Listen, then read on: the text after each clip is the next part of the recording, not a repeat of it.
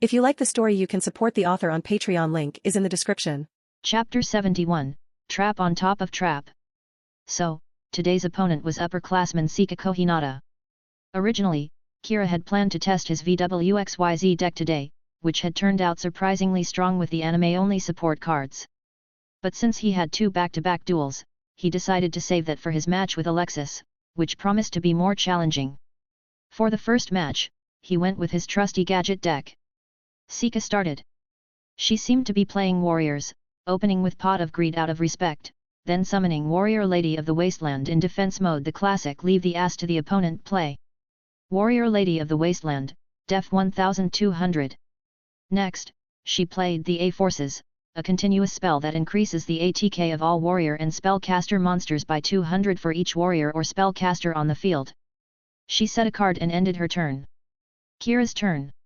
For some reason, he didn't draw his field spell as planned, but that was fine. He summoned the invincible Submarineroid, flew past her defense, and slapped Sika directly. Sika Kohinata, LP 4000 LP 3200. Cheap tricks didn't even hurt.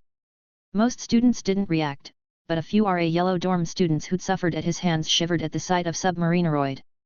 Especially Yuichi, his first victim, who saw that familiar scene and thought, "Senpai, you're too naive, soon you'll be dragged into the abyss like the rest of us."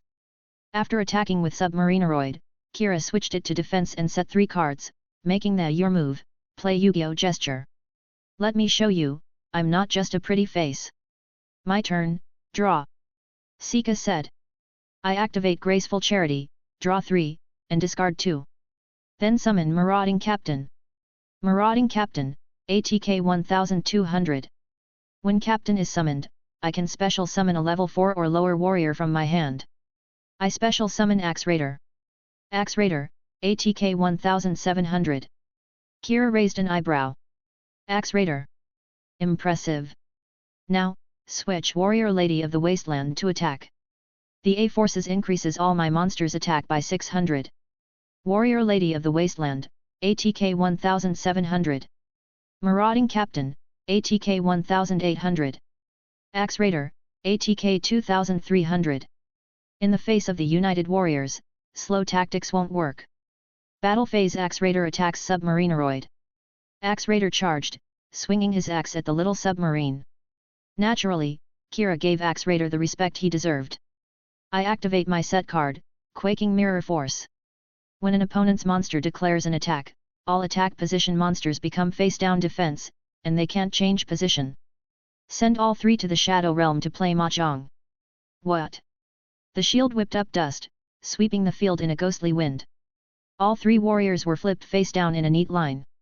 "Now, Senpai, you have no monsters to attack with."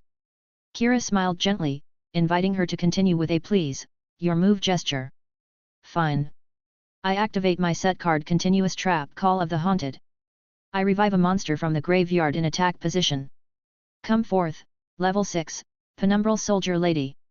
Penumbral Soldier Lady, ATK 2100. She thought she could keep fighting. But Kira disagreed.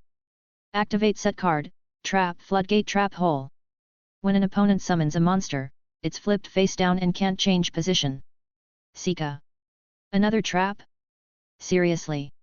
Are you the new king of set cards? The Penumbral Soldier Lady hit the field and was instantly sent to the Shadow Realm. Now she had 4 face-down monsters, all stuck, chilling together. Then I activate the quick play spell Quick Summon. I can normal summon an extra monster from my hand. Anime card. She played another card. Tribute the face-down Axe Raider and Marauding Captain to tribute summon level 7, Sword Hunter. Sword Hunter, ATK 2450. Sword Hunter can equip any monster it destroys in battle. Sika declared. Battle. Sword Hunter attacks Submarineroid. But Kira wasn't about to let his invincible submarine get taken down. I activate my set card, Quick Play spell Book of Moon. Flip a monster on the field face down. So, I set Sword Hunter face down too. Sword Hunter wobbled and joined the others in the Shadow Realm, playing cards with his new friends. Sika. Wow, you're something. You really love setting cards. But at least Sword Hunter, set by Book of Moon, could be flipped next turn, and he could equip defeated monsters to power up. I set a card and end my turn, Sika finished gloomily. So, this was the freshman who beat Chaz Princeton and Rex Raptor? Is this how he won? Putting herself in their shoes, she suddenly felt sorry for them. At least this was just a casual match and only a few credits were at stake, but she was already suffocating. She imagined facing this guy in a public tournament, she'd probably have a stroke on the spot. And he was even taunting her. That's it, senpai. Sika. You set my entire front row face down, what else am I supposed to do? And yet, he was so polite, all sunny smiles, which only made her blood pressure rise. Yeah, Sika grunted. Your turn. Then I won't hold back. Sika's eyes narrowed. As if you were holding back before. My turn, draw. Kira suddenly grew serious. As a sign of respect for senpai, I'll go all out. Watch closely my soul, my ace monster. Ace monster? Sika tensed. The crowd held its breath. He was bringing out his ace so soon? Watch, senpai. I'll tribute your face down penumbral soldier lady and sword hunter to special summon my ace monster on your field. From the abyssal lava, the power of destruction and rebirth. Level 8, Lava Golem. Sika nearly spat blood. Your ace monster, on my field. Do you even listen to yourself? Chapter 72, Ace Combo. If you had to use one word to describe Sika Kohinata's feelings at this very moment, this word would be the most fitting. Shattered. How can someone's ace and soul monster be summoned on the opponent's field? Didn't you feel even a little weird shouting it out yourself? Regardless, now the burning lava god had arrived on her field, molten magma coursing over its body. Even though it was just a 3D projection, she could almost feel the scorching waves of heat. And in front of the demon stood a giant iron cage, with the other card monsters locked inside as if playing some kind of bondage game. Lava Golem, Def 2500.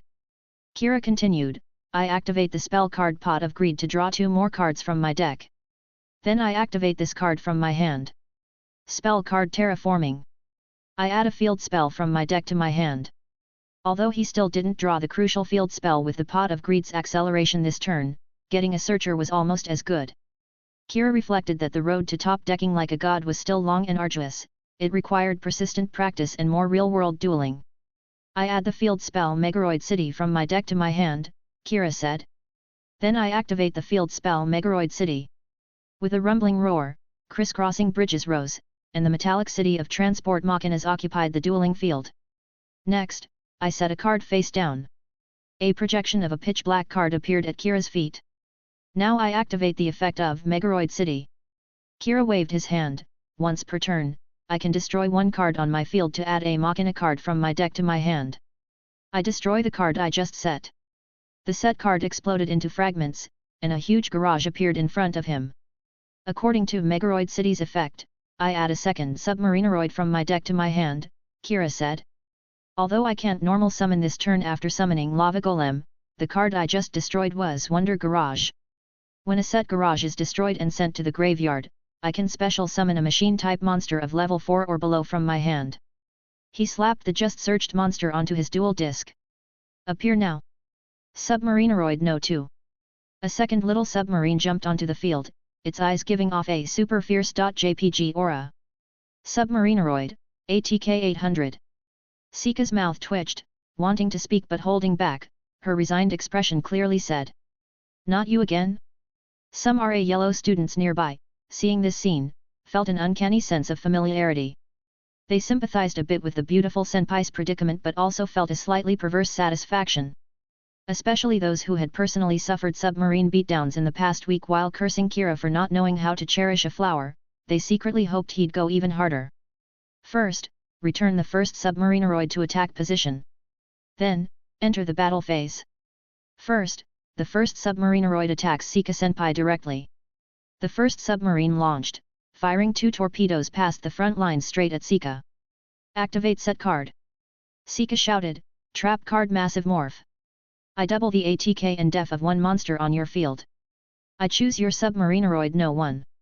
Submarineroid, ATK 800 ATK 1600. Spectators, Nanny. She doubled the opponent's ATK on purpose. Massive Morph has another effect. Sika said, A monster whose ATK is doubled by this effect cannot attack directly. Everyone suddenly understood. She's raising the ATK at a cost, using this clever method to avoid a direct attack. As expected of Sika Senpai. Not only that, but now Kira can only attack her set Warrior Lady of the Wasteland. And when Warrior Lady of the Wasteland is destroyed, she can special summon a warrior with 1500 or less ATK from her deck. Kiran had already thought of this, then with massive morph causing a battle replay, I forgo no one's attack. But I still have Submarineroid number 2. Number 2 attacks directly. Number 1 retreated, number 2 stepped up, torpedo effects trailing a stream of bubbles. At this moment, Megaroid City's field effect, when a Machina monster battles, I send a Machina monster from my deck to the graveyard to swap its original ATK and def. Submarineroid, ATK 800 ATK 1800. Sika's expression changed, and 1800 direct attack. But before she could finish, the torpedo was already on her face. She cried out, stumbling backward amid the explosion effects, causing an uproar. Kohinata Sika, LP 3200 LP 1400. Kira. Sika gritted her teeth, struggling to restrain her urge to run over and smack him, for the sake of her idol and lady image. The Submarineroid that attacked changes to defense position. Then I set another card face down in my back row. Turn end. Sika tried to calm herself, focusing back on her duel tempo. My turn, draw. At this moment, Lava Golem's effect. Kira said, during your standby phase, Lava Golem inflicts 1000 damage to its controller. Nanny. Sika's face changed dramatically. She looked up to see that ugly, hulking fool looking down at her and grinning. Then a huge mass of molten lava poured down, drenching her completely. Ugh. Kohinata Sika, LP 1400 LP 400. She gritted her teeth and looked up again, her eyes bloodshot. It was as if, for a moment, all thoughts of Duel Academy Queen and 3-time champion vanished. She might have even forgotten why she was dueling, her mind was consumed by a single thought. Beat this bastard to death. I drew the equip spell Axe of Despair, she shouted. I change Lava Golem to attack position and equip it. The equipped monster gains 1000 ATK. Lava Golem, ATK 3000 ATK 4000. Now your Lava Golem has 4000 ATK. Feel your own monster's power. Lava Golem, attack. Activate set card. Kira said calmly, continuous trap nightmare wheel. It targets one monster on your opponent's field, that monster cannot attack or change its battle position. I lock down your Lava Golem. Sika was about to explode. What the hell is this? My monster burns me and now it can't even attack? Of course, Lava Golem is huge, and visually, the little nightmare wheel couldn't possibly bind it. But the big dummy cooperated, sticking out its hands as if surrendering. The wheel shackled Lava Golem's hands. It let out a muffled awoo, stretching its cuffed hands toward Sika as if saying it was helpless. See, it's not that I don't want to help, but I've been arrested. Sika's blood pressure skyrocketed. Are you two in cahoots? Oh, wait, of course they are, those two jerks. Now it's my turn. Oh, almost forgot to mention. Kira smiled radiantly. Nightmare Wheel has another effect, Senpai. When a monster is bound by Nightmare Wheel, its controller takes 500 damage each of my standby phases. Sika. What? How much damage? Sika, LP 400. Sika looked up in horror to see the burning lava golem staring at her. Somehow, she saw a trace of innocence in the golem's empty eyes as it slowly handed her the spiked spinning wheel. As if saying, don't blame me, I really can't help it. Sika collapsed on the floor, screaming. Stay away from me. Don't come any closer, ah. The spiked nightmare wheel rolled over her. Kohinata Sika, LP 400 LP 0. Chapter 73, Kira vs Alexis. The first match ended in less than 10 minutes, and Kira easily won 5 credits. He was in a great mood. This one duel was worth more credits than a whole round in the exchange event Too Easy. If possible, he even wanted to ask Sika for a best of 5, each round betting 5 credits. But judging by her howling expression, she probably didn't want a rematch. The whole audience was silent after witnessing the match. After a moment, a student council member couldn't help but come over and ask, Kira, is your dex ace? Lava Golem. Kira raised an eyebrow. What? The way you say it, are you looking down on my lava golem? He had to set them straight. What? Lava golem's ATK isn't high enough. Oh, no, that's not it. The ATK is as high as the legendary Blue Eyes White Dragon. Who could say it's not high? Then is the level too low? No, no, level 8 is already strong. So, you think the effect isn't strong enough? The effect is pretty strong. Then why can't it be my ace? Kira said righteously. Nakamura. Makes sense. He was speechless. But his usual thinking still felt off. The soul of your deck always appears on your opponent's field. Something feels wrong about that. In a corner of the crowd, a jellyfish-haired student who'd also been caught by the student council for not voting said, "Oh, Kira seems strong. I wonder when I'll get a chance to duel him." Next to him, the little nobody Cirrus Truesdale stared at his best friend in shock. He was wondering just how dueling crazy friend Jaden was, seeing that kind of duel and still wanting to try. Doesn't a normal person want to stay far away and quietly blacklist that guy? But hey, he also uses a Machina deck. Jaden patted Cirrus on the back with a grin. Maybe Machinas are strong. Cirrus. No, it just feels like when others use Machinas they smash the opponent's dual disc, but when I use them, I'm the one getting smashed. Cirrus started reflecting. Is it possible the problem isn't the Machinas, but just that I suck? By the way, Alexis seems strong too. Jaden wiped his nose, full of anticipation. Looks like there's more good dueling ahead. At this moment, Alexis had already put on her dual disc and approached Kira. You're really strong, she said seriously, but I'll also give it my all. Of course, Kira replied, smoothly pulling his deck from the dual disc and inserting it into an empty deck box, then pulling out another deck and slotting it in. With a whir, the Kaiba Corp's latest dual disc shuffled the new deck. Alexis frowned slightly. A deck swap? I'm here as a duelist, not as a girl. I hope you'll go all out, too, she said. Don't worry, of course, Kira smiled. Just standard tactical adjustment. In this world with destiny attributes, using the same strategy 2 matches in a row risks being countered. Even if the opponent doesn't intentionally tech against you, just knowing your deck and tactics means they could draw a hand that answers you. Alexis, as a main character group member in the early arcs, should have strong destiny attributes. In fact, among the first-year main characters around Jaden, she's top tier. Duel. X2. Kira, LP 4000. Alexis, LP 4000. I'll go first, draw. Alexis said, normal summon Cyber Tutu in attack position. Cyber Tutu, ATK 1000. Then I activate the equip spell Angel Wings and equip it to Cyber Tutu. Anime card. A magic card projection appeared in her back row. A pair of pure white wings spread behind the slender Cyber Tutu, a soft white glow enveloping her. When a monster equipped with Angel Wing deals battle damage, that damage increases by 300, Alexis said. Then I set one card and end my turn. My turn, draw. Kira added his drawn card to his hand, then slapped down a monster card. I summon Card Trooper. Card Trooper, ATK 400. Card Trooper's effect, once per turn, I can send up to 3 cards from the top of my deck to the graveyard. For each one, Trooper gains 500 ATK. Kira sent 3 cards from his deck to the graveyard. I send 3, so Card Trooper gains 1500 ATK. Card Trooper, ATK 400 ATK 1900. Kira paused, glancing at Alexis's back row. He could guess what her set card was. In the anime, whenever Alexis duels, she almost always has that trap card just like Zane always draws Cyber Dragon like it's glued to her hand. Trap card Double Passe. Effect, when your opponent's monster attacks your attack position monster, that attack becomes a direct attack on you. As a trade-off, your monster deals battle damage to your opponent. Anime effect. Because monsters can attack directly on the opponent's turn isn't practical for the real card game, the real card's effect is your monster can attack directly next turn. Also, Alexis summoned the 1000 ATK Cyber Tutu in attack position right away and deliberately gave it an equip that boosts battle damage by 300.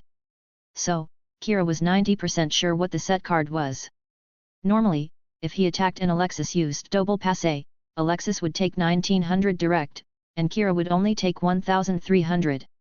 She'd lose 600 more LP, so logically, she shouldn't use it. But based on the anime, Alexis often goes all in, even if she loses more LP, to force a trade. According to what he'd learned lately, Kira guessed that this was her style: charge forward, never retreat, maintaining her momentum in duels, which to her might be more important than a few hundred LP. So why not go along with it? Battle, Kira said.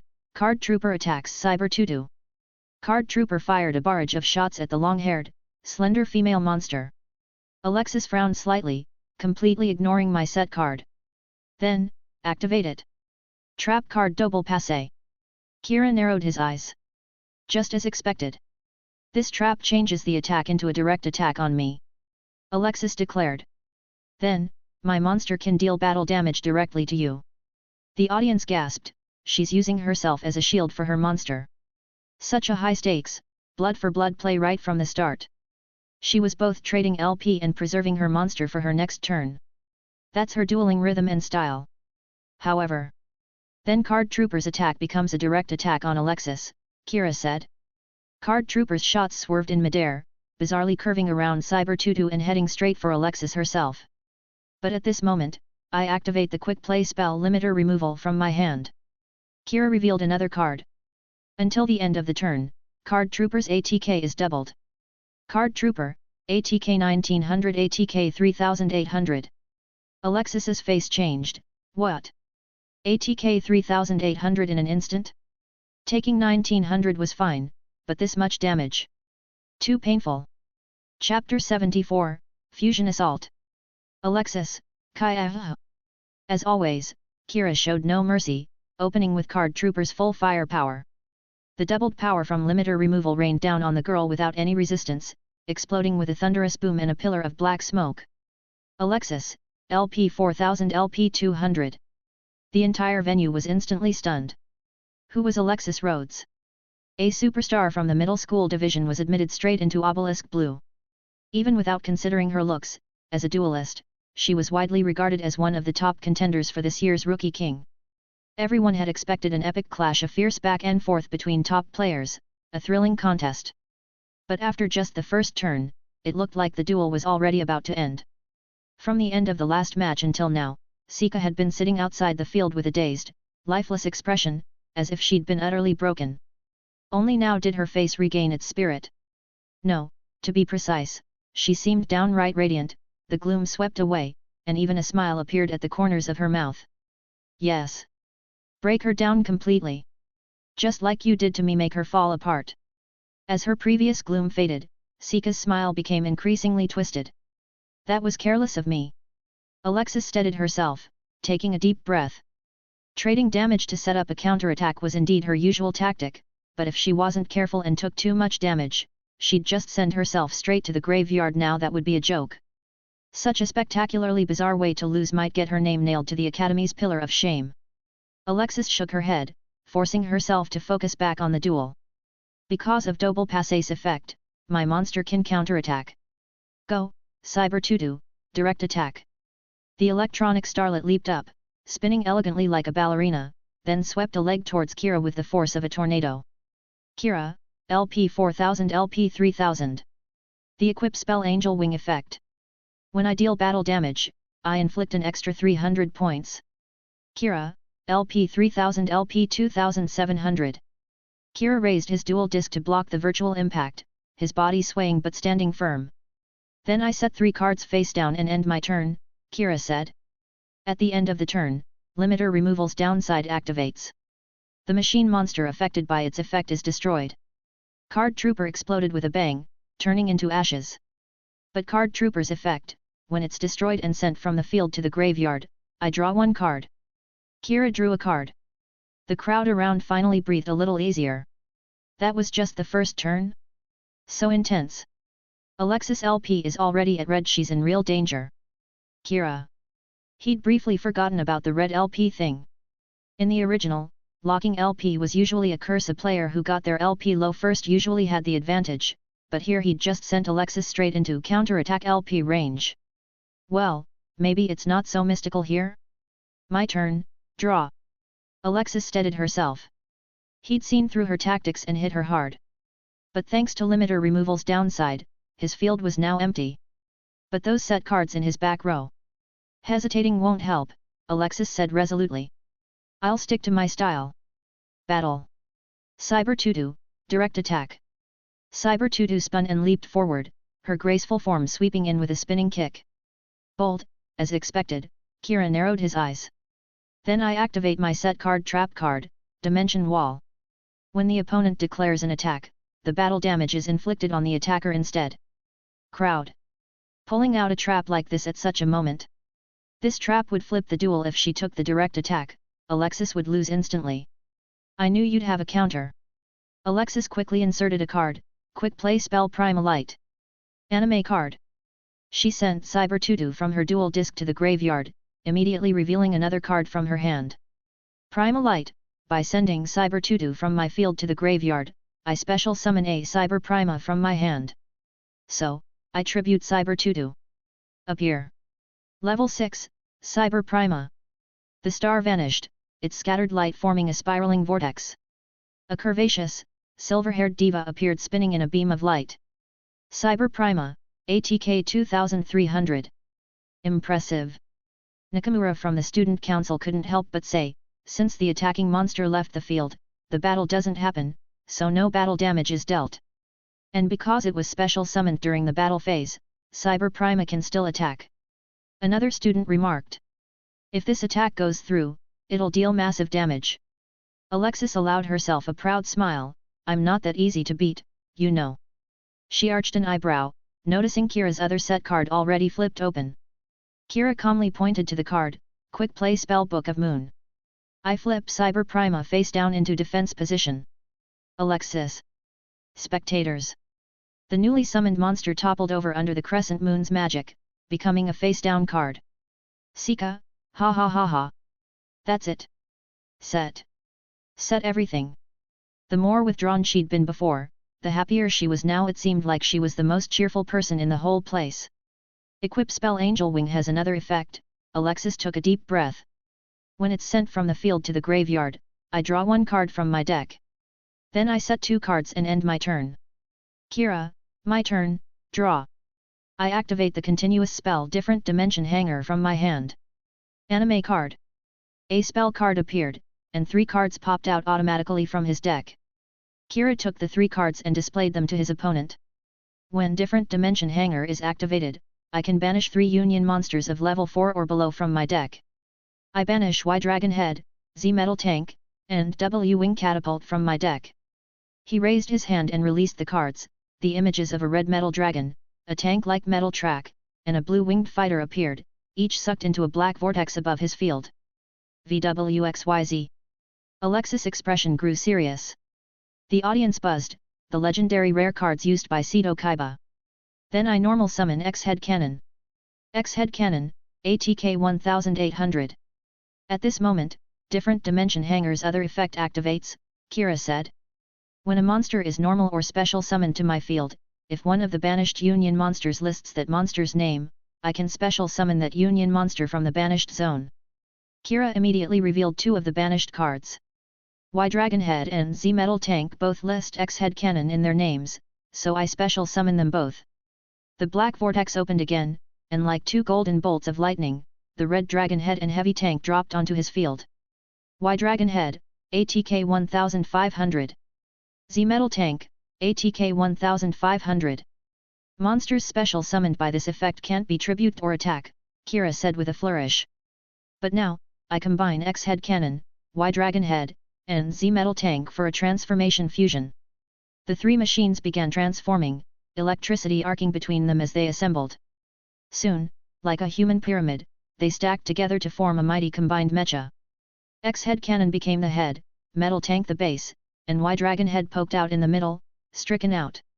XYZ Dragon Cannon, Fusion Summon. XYZ Dragon Cannon, ATK 2800. Chapter 75, Angel. XYZ Dragon Cannon, Summon. Off to the side, Sika's eyes sparkled as she watched.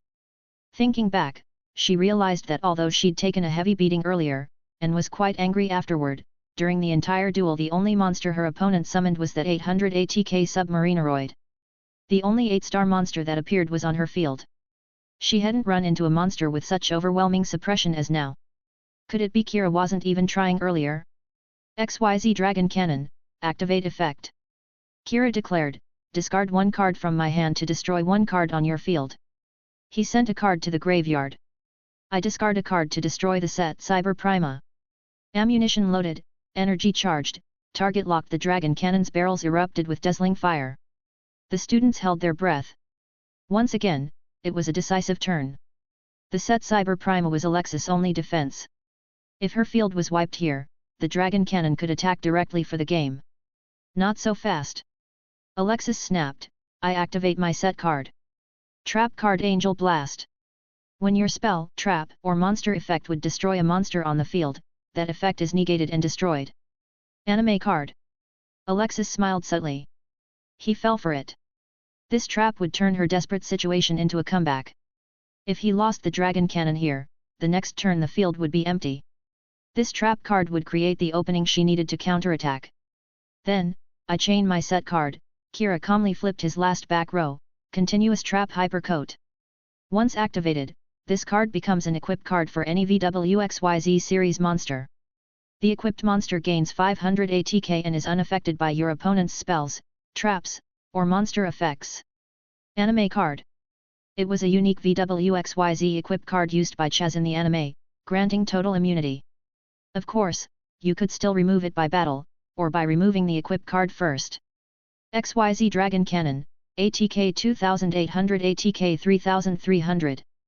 Alexis. In the crowd, Cirrus gasped, it's stronger than Blue Eye's White Dragon, with godlike immunity. Therefore, Dragon Cannon's effect continues, Kira said, the set Cyber Prima is destroyed. The cannon's fire continued, shattering the set card and removing the monster. Also, the card I discarded was the spell card of compensation. If discarded from the hand, I draw 2 cards from the deck, Kira explained. Alexis gritted her teeth. Her reversal card, her comeback ace, was neutralized yet again. Then I activate the trap Waboku, Alexis said, this turn my monsters can't be destroyed by battle, and I take no battle damage. Waboku can't protect from monster effects, so it couldn't save Cyber Prima from the cannon's fire. But it could buy her one more turn. I set 2 cards and end my turn. Having survived another turn, Alexis took a deep breath and clenched her fist. She couldn't let her opponent control the tempo. During the entrance exam, when she saw Kira duel, she sensed he was different from the others. At first glance, his tactics seemed opportunistic, avoiding confrontation. But she could tell there was more to it. Now, having dueled him herself, she was sure. He wasn't just good at tricks, he used them because he liked that style, disrupting his opponent's plays and throwing them off balance. But that didn't mean he wasn't skilled in other strategies. As a duelist, he was infuriating, but also very strong. She couldn't let him throw her off, she had to maintain her momentum. My turn. Draw. Alexis declared firmly. Seeing the fighting spirit still burning in Alexis's eyes, Sika's gaze flickered, only 200 LP left, and her field is empty.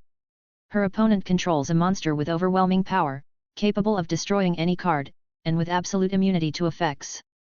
At this point, the gap was too great. It was a loss, wasn't it? It was just a casual duel, not a tournament or exam. Besides, Alexis had said she'd withdraw from the Miss Duel Academy election even if she won. If it were her on the field, Sika thought, she'd have mentally collapsed by now. There'd be no point in continuing. So why is she still holding on? Alexis drew her card and said resolutely, I came to Duel Academy because I love dueling. I never cared about being Miss Duel Academy. I just want to be recognized as a duelist, nothing more. Hearing this, Sika's feelings changed a bit toward her Kaoruhei. Alexis, I activate the spell books from the pot. Both players draw 3 cards from their decks. Manga card. This card, from the GX manga, is a crazy draw engine, but it also gives your opponent 3 cards. Kira, of course, took the free draw as well. You're strong, Kira. Maybe I can't beat you, but as a duelist, I can't give up. Alexis declared. I activate the field spell Ritual Sanctuary. The scene changed with a roar, a grand church rose and rose petals drifted in the holy white light. Ritual Sanctuary effect. Discard a spell from your hand to add a light ritual monster or ritual spell from deck to hand. Alexis discarded a card and searched her deck. I add the ritual monster Cyber Angel Benton to my hand. Kira raised an eyebrow. Here it comes Cyber Angels. Cyber Angels was Alexis' ritual deck in GX but only became real cards a decade later. They were very strong for their time. The real-life Cyber Angels were even stronger, with new cards and effects not in the anime, making them one of the rare archetypes stronger in real life than in the anime. Even original versions were strong in this environment. The real duel starts now. Alexis declared, "Watch, Kira. This is my full strength." Chapter 76, Quintuple Combination. This is my full strength. Alexis played another card from her hand. The green spell card shimmered with golden light. Spell card Preparation of Rites. Add a level 7 or lower ritual monster from your deck to your hand, then add a ritual spell from your graveyard to your hand. She searched her deck and revealed her choice. I add the level 6 Cyber Angel Jaden from my deck to my hand. She shuffled her deck back, then a card shot out of her graveyard. The card I discarded for Ritual Sanctuary was the ritual spell Machine Angel Ritual, which I returned to my hand. She immediately played the card. Ritual spell Machine Angel Ritual. Tribute monsters from your hand or field whose total levels equal or exceed that of the ritual monster, and ritual summon a Cyber Angel from your hand. She revealed the two ritual monsters she just searched. I tribute the level 6 Cyber Angel Benton to ritual summon. Appear, embodiment of light and wisdom. Level 6, Cyber Angel Jaden. A mechanical altar appeared, and Benton's image flashed and transformed into a pillar of light, from which the tall, imposing Cyber Angel emerged. Cyber Angel Jaden, ATK 1600. In real life, Benton gained the ability to search a light fairy when tribute, but this was original to the real cards, not the anime. But anime characters always draw the cards they need, so they don't need search effects anyway. Alexis waved her hand. Cyber Angel Jaden effect. When ritual summoned, add a spell from your graveyard to your hand. Anime effect. The real Jaden could only recover ritual spells, but the anime version could recover any spell. Each has its pros and cons. I retrieve spell books from the pot from my graveyard, Alexis said, then activate spell books from the pot again. Both players draw 3 more cards. Kira calmly accepted the extra cards. Are you trying to decide the duel this turn? Though risky to give the opponent resources, under the circumstances, Alexis had no choice but to go all in. It's similar to playing into Max C in modern Yu-Gi-Oh! If your opponent activates Max C, every special summon you make lets them draw a card. But sometimes you have to push through and give them a dozen cards, hoping to win that turn. Even knowing the risk, many duelists choose to go for it. After all, maybe you'll win this turn. Then I normal summon Cyber Petty Angel. Cyber Petty Angel, ATK 300. Cyber Petty Angel's effect, when summoned, add a Machine Angel Ritual from your deck to your hand. Alexis searched her deck again and immediately played the card she retrieved. I activate Machine Angel Ritual again. This time, I tribute Cyber Petty Angel and Cyber Angel Jaden to perform an advanced ritual summon. Illuminate the path forward with Brilliance Descend, Angel of Light. Level 8, Cyber Angel Dakanai. The two angels vanished into the altar, a spiral of light shot up, and the sacred four-armed angel flew out, holding a long blue staff and twin swords, radiating a queenly aura.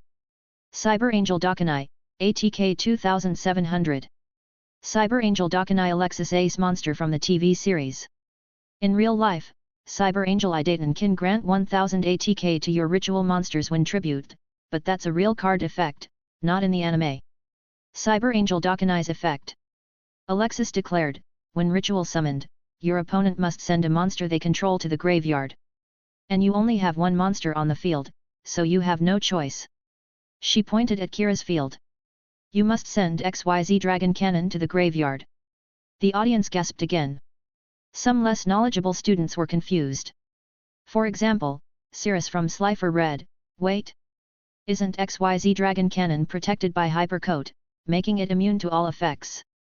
Bastion, the top student, explained, because Dakanai's effect targets the duelist, not the monster. You must choose a monster you control and send it to the graveyard. The effect is on the player. Kira chooses to send XYZ Dragon Cannon, so even ultimate immunity doesn't help. Whoa, really? Cirrus exclaimed. Everyone's admiration for Alexis grew, especially Sika, who seemed to have forgotten their rivalry. To find a way to overcome an invincible monster, even with so little LP left. Finding the weakness of absolute immunity. Kira smiled. There's no monster that can't be beaten, Alexis replied, every monster has a way to be defeated. That's my answer as a duelist. Good answer. But, sorry, I'm not going easy. Before Dakanai's effect resolves, I activate my set card. Kira raised his arm, flipping his back row. Trap card interdimensional matter transporter. Until the end of the turn, banish one face-up monster you control. A high-tech device opened a dimensional rift, sucking XYZ dragon cannon away. Alexis. He dodged it. So, when Dakanai's effect resolves, I have no monsters on the field, Kira said, so I can't send anything to the graveyard. But now your field is empty, Alexis shot back, so Cyber Angel Dakanai, direct attack. Dakanai soared forward, slashing at Kira's empty field.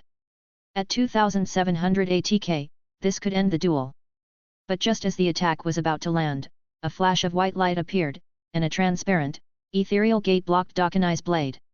Trap card defense, Kira said, activate only when your opponent declares a direct attack. Negate the attack and draw one card. The blinding light repelled Dakanai's attack. Kira drew a card, and Alexis' finishing blow was thwarted. Fine. I set a card and end my turn. Alexis ended her turn, and the nearby students breathed a sigh of relief. So intense. Such fast-paced offense and defense students used to basic duels were blown away. Regardless of the outcome, both duelists had won their respect. Alexis herself was under tremendous pressure. She'd given it everything almost to the point of exhaustion, but this was as far as she could go. She still hadn't broken through Kira's defenses. No, he didn't even seem nervous. Is this my limit? End phase. Interdimensional matter transporter effect ends, Kira said, XYZ Dragon Cannon returns to the field. XYZ Dragon Cannon, ATK 2800. My turn. Draw, Kira said, Dragon Cannon's effect, discard a card to destroy a card on your opponent's field. I discard a card to destroy Cyber Angel Dakanai. I was ready for that. Alexis shouted, I activate my set card Continuous Trap, Fiendish Chain. The trap flipped up, and green demon chains shot out and bound the heavy dragon cannon tightly. Fiendish Chain can target a monster, prevent it from attacking, and negate its effects. Alexis said, your XYZ Dragon Cannon used to have immunity from Hypercoat, but since you used Interdimensional Matter Transporter last turn and the monster left the field, the equip card lost its target. Now that it's back, it no longer has trap immunity. Nice, Ace commentator Bastion continued, with this, the Dragon Cannon can't attack or use its effect a full lockdown. Alexis is awesome. Jaden sparkled, I want to duel her. And Kira, too. They're both amazing. Kira just smiled. As expected, you had a counter for XYZ. Impressive. Her deck was strong, and her luck even stronger. She was easily ahead of most of Duel Academy. No wonder she was the top rookie candidate. But now, her resources were exhausted. It's over. I normal summon V-Tiger Jet, Kira said calmly. V-Tiger Jet, ATK 1600. At this moment, my continuous spell Different Dimension Hanger activates, Kira said, when you summon a monster, you can special summon a banished union monster whose name is listed on the summoned monster. Kira revealed another banished card.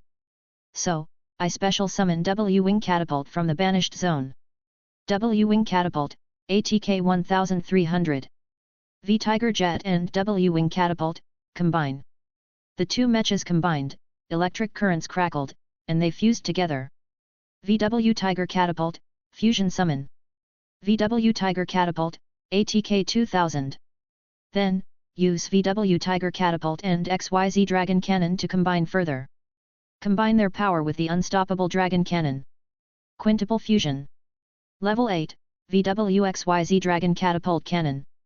The two mechas transformed and assembled, becoming a towering metal giant. The machine's red wings spread behind it, and energy arced across its body. VW-XYZ Dragon Catapult Cannon, ATK 3000. A quintuple fusion. Alexis stared up at the giant robot, dazed. Is this my limit? Once fused, Fiendish Chain loses its target and falls off, Kira said. Now, VWXYZ Dragon Catapult Cannon, activate its effect. Once per turn, banish any card your opponent controls. So, I banish Cyber Angel Dakanai from the game. The giant's cannons locked onto Dakanai, and a dazzling electromagnetic shot pierced her, turning her into a mirage. Now, VWXYZ Dragon Catapult Cannon, direct attack. Kira tilted his head, thinking of a skill name. Divine Cannon. The robot's cannons all opened, unleashing a barrage of light beams, missiles, and fire, covering the sky. Alexis gently closed her eyes. So. I lost. Boom. Alexis Rhodes, LP 200 LP 0. Chapter 77, Number 1. I lost. Alexis let out a breath. She felt a bit defeated, but she could accept it. Her opponent had the upper hand in traps, disruption, and field control. She was convinced, with nothing to complain about. You win, Alexis stood and said, but I won't give up. I'll work to get stronger over the next 3 years and challenge you again. Kira almost wanted to say, sure, let's play for double credits next time, thanks for your business. But the atmosphere wasn't right, so he saved it for later. Easily earning 10 more credits, he thought he wouldn't mind more duels like this. At this point, student council member Nakamura cautiously approached, so, Kira, who do you want to vote for? Kira suddenly remembered, oh right, this duel was supposed to be for the election, not his credits. He didn't care who to vote for, but Alexis spoke up first, vote for Sika-senpai. She needs the vote more than I do. Don't joke around, Sika, standing outside with her arms crossed, looked away with an awkward expression, after that duel, the rest of the votes don't matter. Alexis. Sika turned and waved her hand, whatever, I'll just withdraw. The unexpected turn left Alexis a bit stunned. She hesitated, but I want to be recognized as a duelist, not as. Sika paused, then glared at her, idiot, why do you think I'm withdrawing? Hey! This is Duel Academy. Every title must be earned through dueling. That's why. I lost to you. Alexis was speechless. When she turned to look for the opponent who had taught her this lesson, Kira was already gone. It seemed he only cared about dueling itself, not any of the aftermath or results. Alexis. Maybe, he's a pure duelist too. Meanwhile, no one noticed that in the crowd, a slifer red with jellyfish hair was looking around with a duel disc. Hey? Has anyone seen Kira? I want to duel him. Elsewhere, Sika, who had withdrawn from the election, secretly took out her student terminal in a corner and cast a vote for Alexis Rhodes. She looked satisfied. So that's what it means to turn from haters to fan. Kira, pushing through the crowd, happily counted his newly earned credits as he checked the Academy's card inventory for new arrivals. He immediately spotted a newly restocked card. Chaos Sorcerer. He'd wanted this card since before the entrance exam, but the only copy had been bought. Now, it was finally available again.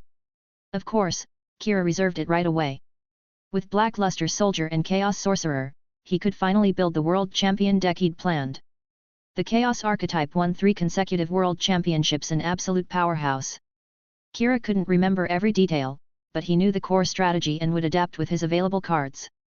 He still needed a few pieces, but nothing too rare. He had enough money and credits to buy them from the Academy shop. As he walked, someone addressed him, "Hey, number 1." He paused and looked up. It was Bastion Misawa from RA Yellow Dorm. That was an awesome duel. As expected of number 1, Bastion greeted him. The exchange matches have lasted a week, and only we're undefeated. You're strong too, Kira replied, then asked, so, do you want to duel? He was already thinking of betting more credits. But Bastion shook his head, not yet. We're not matched up yet, and I'm not ready.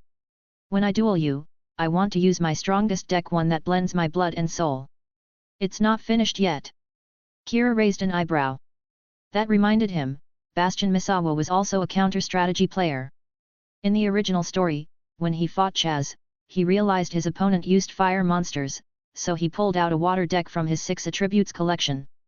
Its ace, Water Dragon, reduced all fire monsters' ATK to 0, utterly crushing Chaz. Against Jaden, he concluded that hero decks were weak without fusion, so he printed Cursed Seal of the Forbidden Spell to ban fusion, shutting Jaden down for the whole duel. Kira realized, this guy was a counterplay specialist like me. So, the strongest deck designed to beat me Bastion mentioned must be. Don't worry, number 1. It'll be soon, Bastion smiled confidently. You know the first year entrance test is coming up, right? Entrance test? Kira quickly realized, this was the practical test from episode 4. New students are matched against others in their dorm with similar rankings. But in the original, Professor Crowley rigged it, pairing Jaden with Obelisk Blue's top, Chaz Princeton, for a dramatic match. Of course, Chaz got destroyed. But if there's no rigging, it's based on internal dorm ranking. Right, so we'll probably be matched up, Bastion smiled. I heard there's a lot of credit for winning, so I won't hold back. Let me see what the number 1 can do. Kira didn't hear much else, he only heard tons of credits. He thought it was just a routine test. But now, it looked like he had to win. Chapter 78, Alchemy Class. Kobayashi Yuki spent the whole day with his head down. He woke up early to avoid the crowds when leaving the dorm, skipped the cafeteria, and got by on bread from the convenience store for lunch. Even for classes, he kept his hood pulled low and blended into the largest group of students he could find, bolting out the moment the bell rang. The reason was simple, his next opponent in the dormitory exchange matches was that guy. A legendary figure within just 1 week of starting school, this man had earned the title of final boss across the whole RA Yellow dorm. He was also the one student nobody ever wanted to be matched against. Losing to anyone else meant just a single lost duel and a few credits, but this guy was different. It was said that after dueling him, you wouldn't sleep a wink that night. Some even claimed he could kill your passion for dueling entirely, making you wonder if maybe you were better off as a bricklayer than a card player. So, whenever someone saw that their next opponent was this guy, they'd instantly look like they'd just lost a family member. The other dorm mates could usually guess what had happened and would either shake their heads or stifle a laugh, patting them on the shoulder and telling them to hang in there. Yuki thought he'd covered his tracks perfectly, staying out of the final boss's path all day. Even though he knew hiding was pointless, some primal instinct just told him to avoid the horror as long as possible.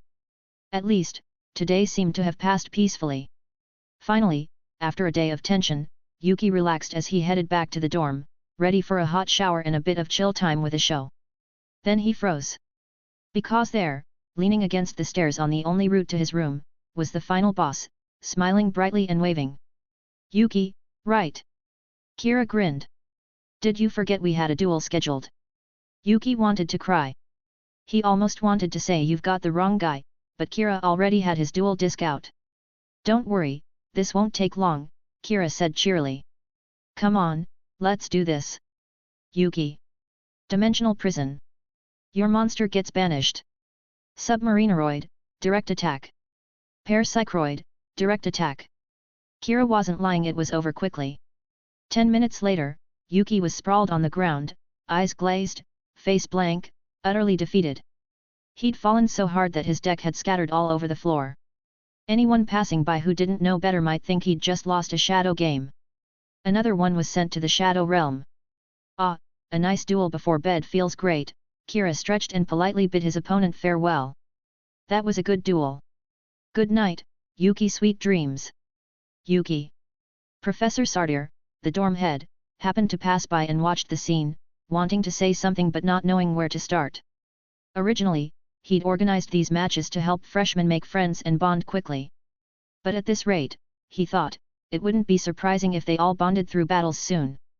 But what could he say? After all, Kira was taking the duel seriously, and his all-win record spoke for itself. And it had only been a week. Sardir wondered what the RA Yellow dorm would look like by the end of the year at this rate. In the second week, Kira noticed a new course on the schedule that piqued his interest. Alchemy. Honestly, when he heard the word, he immediately thought of human transmutation and equivalent exchange from a certain famous anime.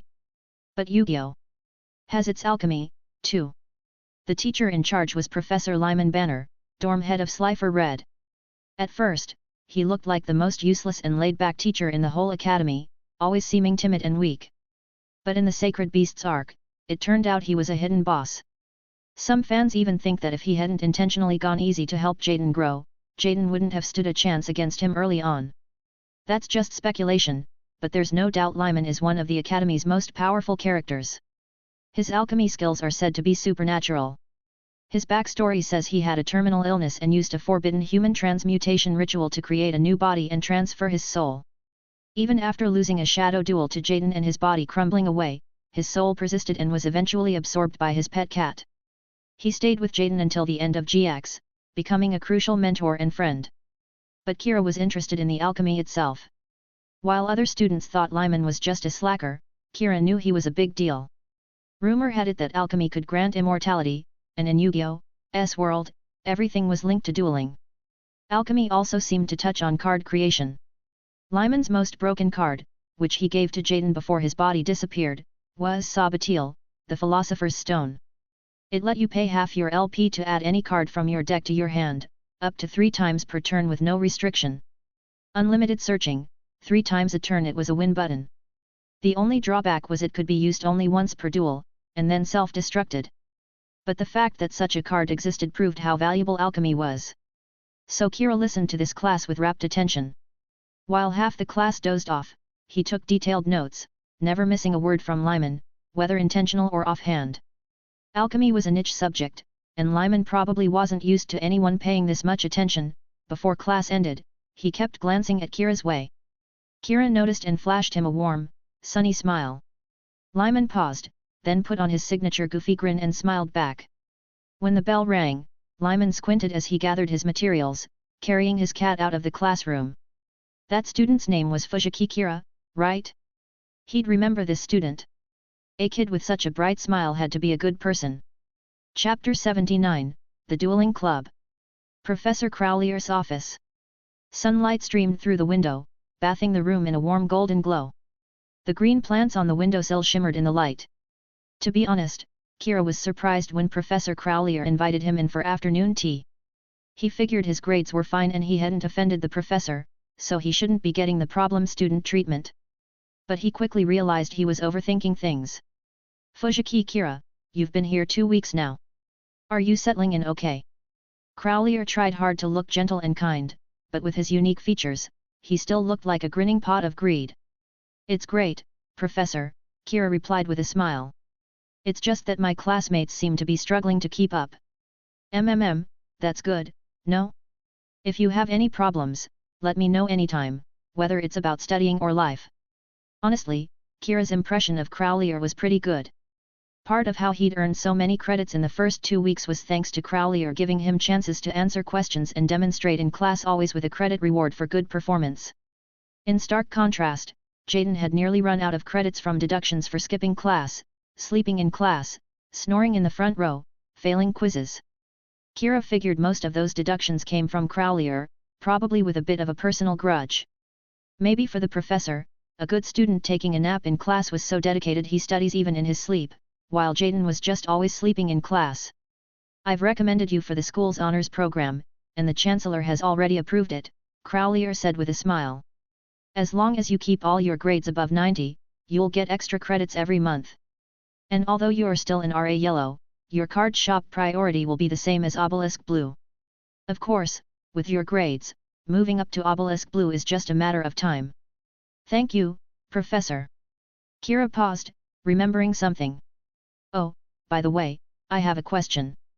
Go ahead, don't be shy, Crowleyer said, fingers steepled under his chin, looking even more like a pot. Kira did his best not to think about that. Well, there are some cards I've been waiting for, but the school shop never seems to have them. Is there another way to get rare cards? Crowleyer hesitated. You can make a list and I'll check for you, but don't get your hopes up. Even teachers usually have to go through the school shop.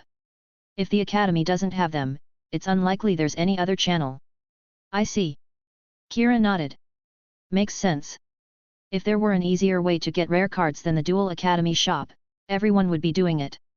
But the campus clubs are starting recruitment soon, Crowleyer added. Maybe you could check one out. Clubs? Kira blinked. What do clubs have to do with rare cards?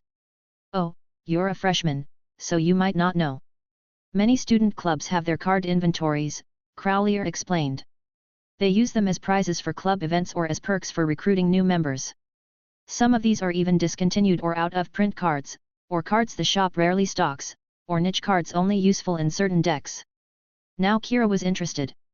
So, some cards that briefly appeared in the shop and then disappeared might have ended up in a club's inventory. Joining the right club could mean a shot at those cards or even getting them for free. Clubs also get budgets and credit quotas, so you can earn extra credits by participating in club activities. Crowlier thought for a moment. For you, I'd recommend the Duel Club. It's the most popular club focused on dueling. Sparring with the Academy's best will help you improve. Indeed. Luck draws are something you have to practice. The stronger your opponent, the better you'll get at playing under pressure. Thanks, Professor. After finishing their tea, Kira left Crowlier's office. The Duel Club. He remembered seeing an ad they were holding a recruitment event tomorrow at noon. Might as well check it out. The next day, Duel Arena. It was the classic venue Kira had seen in the anime so many times, but in real life, the place seemed even bigger. A huge square arena surrounded by ringed seating, already buzzing with students. Today, the Duel Club rented the arena for their recruitment event. And of course, that meant dueling. The event hadn't started yet, so Kira looked around and quickly spotted a familiar face. Chaz-sama is just unstoppable. His two lackeys gushed. Humph, obviously, Chaz smirked, legs crossed, looking as arrogant as ever. With Zane not around, the Duel Club's strength is pretty average. Once I join, things will change. Let's just hope the others aren't dead weight. Zane Truesdale was the Academy's top duelist and a former club member. But now that he was a busy third year, he rarely showed up. As Chaz basked in his coolness and his lackey's praise, a familiar voice piped up from behind him. Hey, Chaz, you're looking confident these days. That teasing tone, could it be? Chaz whipped around and saw Kira's sunny, handsome grin. He spun so hard he fell out of his chair. His lackeys gasped, Boss! Why are you under the chair again? Chapter 80, definitely up to something. It's you. Chaz scrambled back into his seat, glaring. You're joining the Duel Club too? Yet. Why so worked up? Kira asked, puzzled. Missed me? Oh, of course not. Chaz realized he was overreacting, so he just glared and shut up. He should have expected this guy to show up. A minute ago, he'd been imagining himself dominating the club and standing out, but now, suddenly, joining didn't seem so appealing. Maybe he shouldn't bother. But just then, one of his lackeys whispered, Boss, maybe we should skip joining. Chaz shot him a glare. If he quit now, wouldn't that make him look weak?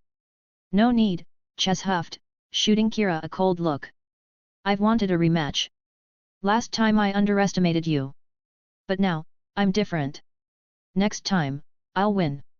Sure, sounds good, Kira agreed. Chaz wasn't scared. Ever since Kira showed up at the academy, he'd been itching for a rematch to wipe away the shame of his last loss. Whether he joined the club or not, round 2 was happening. He just had a weird feeling, if this guy joined the club, things would probably start getting weird. Wherever this guy went, chaos followed. He was sort of like a walking curse. Chaz wasn't sure he wanted to share an environment with this guy. He was afraid he'd be corrupted. Kira didn't know exactly what Chaz was thinking, but he could tell from the way Chaz kept staring that it was about him. Kids with a rebellious streak clearly hadn't had enough beatings yet. No big deal, he'd just have to give him another lesson. Maybe Chaz thought he only lost last time because he underestimated Kira, or maybe he had gotten stronger. But Kira had also improved a lot, expanding his deck and skills far beyond when he first started. The rematch would show Chaz just how harsh reality could be. Kira glanced around and was surprised not to see a certain jellyfish-haired classmate. Strange, how could Jaden not show up when there were duels to be had? As the main character with the biggest card addiction in history, 67 duels out of 180 episodes, for Jaden, a day without dueling wasn't a day at all. Then Kira remembered. Oh, right, Jaden was in Slifer Red, and the Duel Club doesn't recruit Reds. That explains it. At Duel Academy, which valued elite education, Slifer Red was at the bottom of the pecking order. Of course, the Duel Club wouldn't recruit from there. To join an elite club, you had to at least be promoted to RA Yellow. Alright, let's begin the Duel Club's entrance test. An obelisk blue upperclassman stepped onto the stage and took the mic. Since we're short on time, I'll keep it brief. The Duel Club has several official members as gatekeepers. New applicants can choose any of them to challenge. All the club members are experienced elites, so you don't have to win to pass. You just need to show your style and skill. The judges will score your performance out of 10. A score of 6 or higher means you pass. Wow, so there's a judged performance element. Kira wondered if the club mentors would do a spin if you played a cool combo. Of course, if any applicant is strong enough to defeat a gatekeeper, they can skip the scoring process and join directly. Plus, they'll get top-tier club resources. Everyone knows dueling takes talent, so it's possible for a genius newbie to beat an old hand, though it's rare. Club veterans had a year or more of systematic training, so their deck building and card pulling skills were naturally better. Plus, they'd collected more rare cards. So, unless a prodigy appeared, the gatekeepers rarely lost. Let's not waste time, the entrance test begins now. Kira watched as several students went up in turn to challenge the gatekeepers. As expected, none could beat them. Of the first 5 challengers, all lost, though one scraped by with 6 points and got into the club. Kira watched the matches while using his student terminal to log into the club's assessment module, and checking the gatekeepers' info. He took a look at each one's achievements, tournament wins, what decks and tactics they specialized in, and so on. Once he had a general idea, Kira stood up. It was about his turn. Next is Fujiki Kira, right? The host asked. Which upperclassman would you like to challenge? Kira walked onto the field and said politely, I'd like to challenge Watanabe Shuaki, please. Immediately, all eyes turned to him. Watanabe Shuaki was the only gatekeeper who hadn't been challenged yet. The reason was simple, he was one of the club's mainstays and had the most impressive resume in the assessment module. He'd been admitted to Obelisk Blue as an elite middle schooler, represented the academy in tournaments, won 2 major championships, and had always been a core member of the club. Interesting. Shuaki stood up in his blue uniform, put on his dual disc, and eyed Kira with interest. He'd shown up today expecting to just fill a seat. He never thought anyone would challenge him. Shuaki smiled, don't think that challenging me will make the judges go easy on you. The scoring standards won't change. I know. No need to hold back, senpai, Kira smiled politely. Good, I like your courage. The club needs people with guts, if they've got the skills. You'll see soon enough. Duel. X2. Around the arena, students started whispering. Is this newbie really that confident? Someone challenged Shuaki? He's nuts. Haven't you heard? The Moonlight Cup this year. No way, is the freshman really that strong? At that moment, maybe only Chaz, who'd been sitting next to Kira, sensed what was about to happen. He stared wide-eyed at Kira. He heard people around him analyzing Shuaki's strength and tactics, and almost couldn't help but speak up. No, you guys don't get it. Just before Kira went up, Chaz saw him scrolling through the gatekeepers' profiles, especially their decks and ace cards. And when he got to Watanabe Shuaki, Chaz swore he saw Kira's eyes light up. Like he'd found something interesting and couldn't wait to try it out. Chaz didn't know what kind of shady plan Kira was cooking up, but one thing was certain. This guy was definitely up to something. Chapter 81, The Insect Offensive. First move goes to the challenger, your choice. Watanabe Shuaki was quite generous, clearly wanting to show the composure of a senpai and a duelist pro. Come on, do you want to go first or second? Of course, Kira didn't hesitate, I'll take the first move, draw. He swiftly drew 3 cards.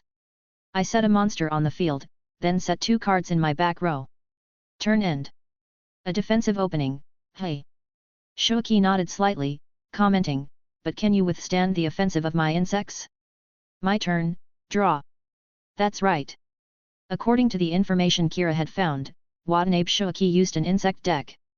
The most famous user of insect-themed decks was, of course, the national champion and legendary duelist Insector Weevil. However, rumor had it that Weevil was utterly crushed by the first Duel King, Yugi Muto, and had since retired, never touching cards again. No one had seen him for ages. Still, his championship did spark an insect craze and led to the development of many new insect cards. Though the old legend is long gone, duelists using insect decks are still common today.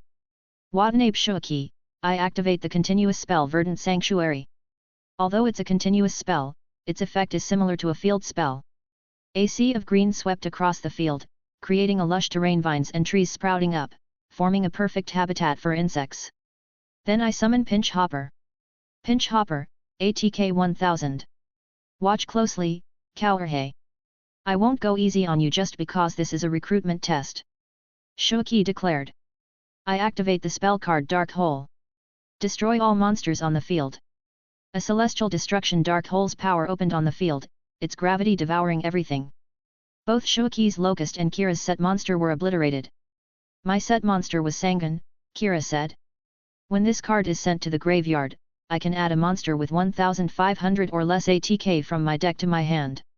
I'll add this card. He revealed the monster he searched for. Mythical Beast Cerberus, ATK 1400, added to my hand. Then I'll also use Pinch Hopper's effect, Shoki said. When it's sent from my field to the graveyard, I can special summon an insect monster from my hand. So, I special summon this one. From the depths of the shadowy forest, the Reaper of Death appears. Dreadscythe Harvester, summoned. A six-legged insect killer, holding a scythe like the Grim Reaper, descended with authority between the trees. Dreadscythe Harvester, ATK 2300. A freshman on the sidelines couldn't help but remark, he summoned a boss monster right off the bat. Using Dark Hole to clear the field and trigger Pinch Hopper's effect, no wonder he's a core member of the Duel Club. Shoki, not done yet. The effect of the continuous spell Verdant Sanctuary, when an insect monster on your field is sent to the grave, you can add another insect monster of the same level from your deck to your hand. I add another Pinch Hopper to my hand. He pulled a second Pinch Hopper, shuffled, and put it back in the duel disc. Now, Dreadscythe Harvester, direct attack. The insect killer charged, its scythe about to strike. Kira calmly flipped one of his back row cards. Activate trap card Reggie Break. Discard one card, destroy any card on the field. I destroy Dreadscythe Harvester. Shoki. Dark clouds churned, a demonic hand reaching out, thunder striking down. In a single blow, the green insect was blasted to dust. TCH, you set up a trap like that. And the card I discarded was Witch of the Black Forest. When this card is sent to the graveyard, I can search for a monster with 1500 or less def from my deck. Both Witch and Sangan have been nerfed twice, most recently with the searched card can't activate this turn and earlier requiring sent from the field to trigger. In the anime, these two have their original, broken search abilities triggering from hand or deck. I add Don Zalug, def 1500, to my hand. Then the battle phase ends. Shoki grunted, if you think I'll leave my field open this easily, you underestimate me. Activate Monster Reborn. Revive a monster from the grave. Return, Dreadscythe Harvester. Dreadscythe Harvester, ATK 2300. Set one card, end turn. My turn, draw, Kira said. Activate Graceful Charity, draw 3, discard 2. He discarded 2 cards, one of which soon appeared.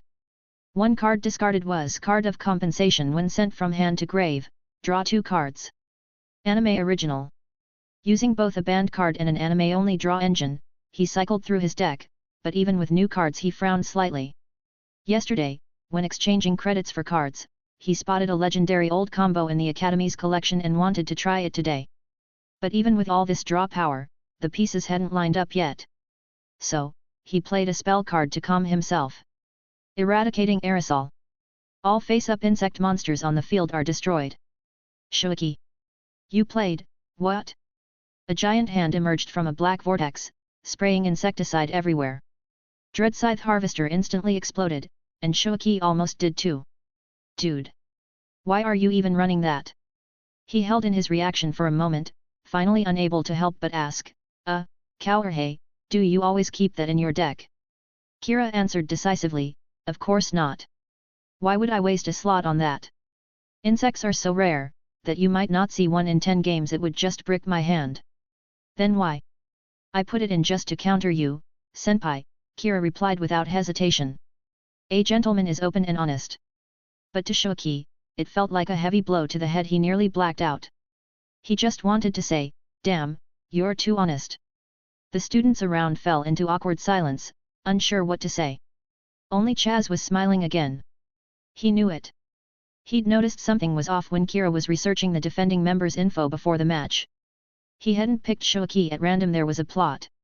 On paper, this senpai had the strongest record among the defenders, but Kira's analysis revealed his deck was the purest 100% insects. These days, most decks are a mix, but this guise was pure insects, which instantly reminded Kira of all those side deck techs he had. So, he decisively picked this lucky senpai as his test opponent. Chaz's sidekick whispered, "Boss, your smile's getting creepy again." Chaz, no comment. Chapter 82, Insect Apocalypse. Shoaki was completely blindsided by the aerosol, and even more by Kira's straightforward attitude. But as a seasoned veteran, Shoaki quickly suppressed his urge for physical violence and replied, "Then, at this moment, the effect of Verdant Sanctuary activates. When an insect is destroyed and sent to the grave, add another insect of the same level from deck to hand." He searched his deck and picked another card. Dreadscythe Harvester was level 8, so I add Doom Dozer, level 8, to my hand. A Duel Club student commented, "Doom Dozer Watanabe's ace. Is it coming out? Looks like Watanabe's getting serious." Doom Dozer, level 8, ATK 2800. Just banish 2 insects from your grave to special summon it, a mainstay of Shoaki's deck. Looks like that freshman's made Watanabe mad, Abusta senpai said, folding her arms. Poor kid. No one doubted that next turn Shoaki would banish 2 insects to summon his 2800 ATK ace and launch a powerful assault. Assuming he could keep the Doom Dozer in his hand until then. I summoned Don Zalug. Don Zalug, ATK 1400. Don Zalug, direct attack.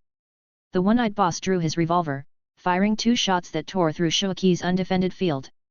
Shoaki, LP 2600. Shoaki staggered, but quickly steadied himself, trying to maintain his cool. Is that all?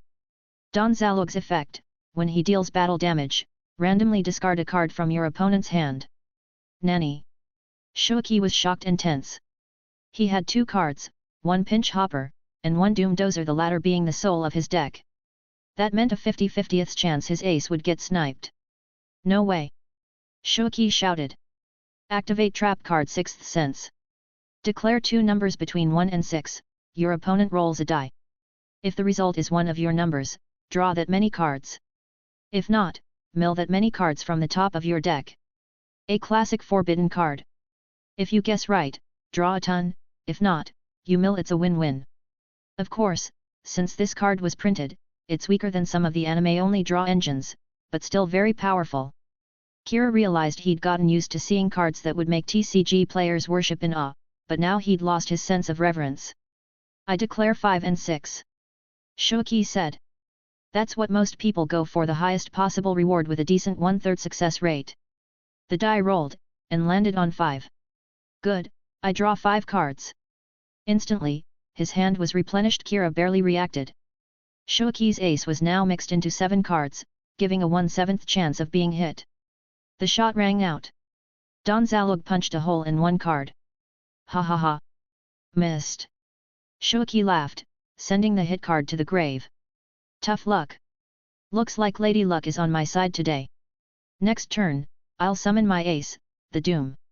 But Kira, having finished his battle phase, calmly drew another card to cut off his speech. Spell card confiscation. Pay 1000 LP, view your opponent's hand, and discard 1 card. Shoaki's laugh was cut off. Kira, LP 4000300. Senpai, show me your hand, Kira said politely. Shoaki. He gritted his teeth, face twitching, but reluctantly revealed his hand. A look of agony as his ace was exposed. Then please discard your ace, senpai, Kira said courteously. Shoaki painfully removed his precious card and tossed it into the graveyard, moving slowly as if constipated. But my turn isn't over yet. Kira nonchalantly drew another card. Now I'll activate this card from my hand. Continuous spell, Insect Barrier. As long as this card is on the field, all insect monsters your opponent controls can't declare an attack. Shoaki almost spat blood. Even the spectators gasped in horror. Did you never intend to let your opponent duel at all? Shoaki, you. He was beginning to understand why Kira chose him as his opponent. A duelist's courage? The spirit to challenge the summit? No, it had nothing to do with that. He chose Shoaki simply because he was the easiest to bully. Set 2 more cards, end turn. Kira announced the end of his turn, waited a bit, and kindly reminded him, it's your turn, senpai. Why aren't you drawing, senpai? Not in the mood? Shoaki gritted his teeth, My turn. He was already thinking the club would need a new rule. Not only should RA yellow students be banned from applying, dogs shouldn't be allowed either. With insect barrier on the field, his entire deck's offense was locked down. And now, with 2 more set cards plus the one from turn 1, Kira had 3 in the back row. Last turn, he hadn't worried about face downs, but now, after seeing Kira's dueling style, he was terrified of what traps might be waiting. At this moment, there was only one card in his deck that could save him. Draw. Fueled by rage and pouring all his dueling will into this draw, he created a miracle. Spell card Heavy Storm. As he raised the card, a violent storm swept the field. All spell and trap cards on both sides of the field are destroyed. Chapter 83, Insane Combo. Heavy Storm destroy all spells and traps on the field. The ultimate back row clearer swept the field. Kira's insect barrier and 3 set cards were blown away. At the moment of destruction, chain 1 trap no entry. All attack position monsters become defense position. I'll turn Don Zalug to defense position. Don Zalug, ATK 1400 def 1500. Another card being blown away was clearly Bottomless Trap Hole. Even just seeing its afterimage sent chills through the crowd, making them glad they weren't facing Kira. The last card you destroyed was the Spell Calling. When this card is destroyed by an opponent's effect, I can set any 2 spell cards from my deck. Anime Effect. A card Jaden Yuki used in the anime. In the real game, it was nerfed, but in the anime, you could set any 2 spells. I'll set these 2. Kira picked 2 cards from his deck. I set Reinforcement of the Army and Monster Reborn. But now you have no attack lock or traps. Shoki shouted. From my hand, 100-footed horror. When your opponent has monsters and you don't, you can normal summon this without tribute, but its ATK is halved. So, I summon 100-footed horror. 100-footed horror, ATK 1300. Next, equip spell Axe of Fools. The equipped monster gains 1000 ATK, but its effects are negated. With its effect negated, 100-footed horror's ATK returns to 2600. With Axe of Fools, ATK increases to 3600. 100-footed horror, ATK 13003600. Then I activate equip spell Nitro Unit. This can only be equipped to your opponent's monster. When that monster is destroyed in battle and sent to the grave, you take damage equal to its ATK. I equip Nitro Unit to Don Zalug. Don Zalug, now in defense, had a bomb strapped to him, his face full of despair. 100-footed horror, attack Don Zalug. Don Zalug, def 1500. The giant insect easily crushed the unlucky boss, triggering the Nitro Unit's explosion. A blast of fire swept half the field, the shockwave hitting Kira. Kira, LP 30001600. Set 2 cards, end turn. Shoki declared. As expected of Watanabe, the big-breasted senpai commented, he broke through that situation and regained control. Exactly. And his back row is solid, he's stabilized. A dual club student beside her agreed. That freshman had some, special tricks, but this is probably his limit. Still, he's already done great, the judges will surely pass him. Watanabe Shoki thought the same. On his field now was a 3600 ATK 100-footed horror, and of his 2 set cards, one was Security Orb, which can switch an attacking monster to defense and destroy a monster if it's destroyed by an opponent's spell/trap, a solid defensive trap. The other was Enchanted Javelin, which heals you by the attacking monster's ATK, a defensive measure. His defense was airtight. But he didn't realize. The moment he let Kira trigger that double spell search, the duel was over. Kira, my turn, draw. The formula for victory was complete. I activate Giant Trunad, return all spells and traps on the field to their owner's hands. A windstorm swept the field, bouncing Kira's set Monster Reborn and both of Shoki's set cards. Shoki pursed his lips as his 2 traps returned to his hand. His back row defense was gone, but he thought it was okay. Even if 100-footed horror lost its 1000 ATK, it would still be at 2600, which was plenty. And he still had 2600 LP. No way you can OTK me, right? Kira drew one of the cards he'd set last turn. I activate Reinforcement of the Army, adding a level 4 or lower warrior from my deck to my hand. I add Gearfried the Iron Knight. A classic lower level monster, iconic in DM, a staple by GX, even little kids used it. Kira, Gearfried the Iron Knight, normal summon. Gearfried the Iron Knight, ATK 1800. Next, I activate the spell card Monster Reborn that returned to my hand. Reviving the mythical beast Cerberus I discarded earlier. Mythical beast Cerberus, ATK 1400. With both on the field, any seasoned player would recognize the warning signs of that infamous combo, maybe even ready to scoop. Because seeing those two together, everyone knows what's coming. One of the earliest infinite combos in Yu-Gi-Oh! History. Shoki frowned, summoning so many weaklings, what are you up to? Don't worry, this is the last card. Kira waved his hand. Equip spell Butterfly Dagger Elma. Equip spell, Butterfly Dagger Elma. Effect, equipped monster gains 300 ATK. When this card equipped to a monster is destroyed and sent to the graveyard, return it to the hand. At a glance, it seems like a weak, worthless card. New players might wonder why it's so infamous and banned forever. No one on site realized what Kira was about to do. Butterfly Dagger Elma equips to Gearfried. ATK up by 300. But Gearfried's effect, he can't be equipped. Any equipped card equipped to him is destroyed immediately. So Butterfly Dagger Elma is destroyed. Shoki. Destroying your own equip, what's the point? Now, Elma's second effect, when destroyed while equipped, it returns to your hand. So, I retrieve Elma from the graveyard. Shoki frowned, but even so, what's the point? There is a point, Kira said. I still have mythical beast Cerberus on the field.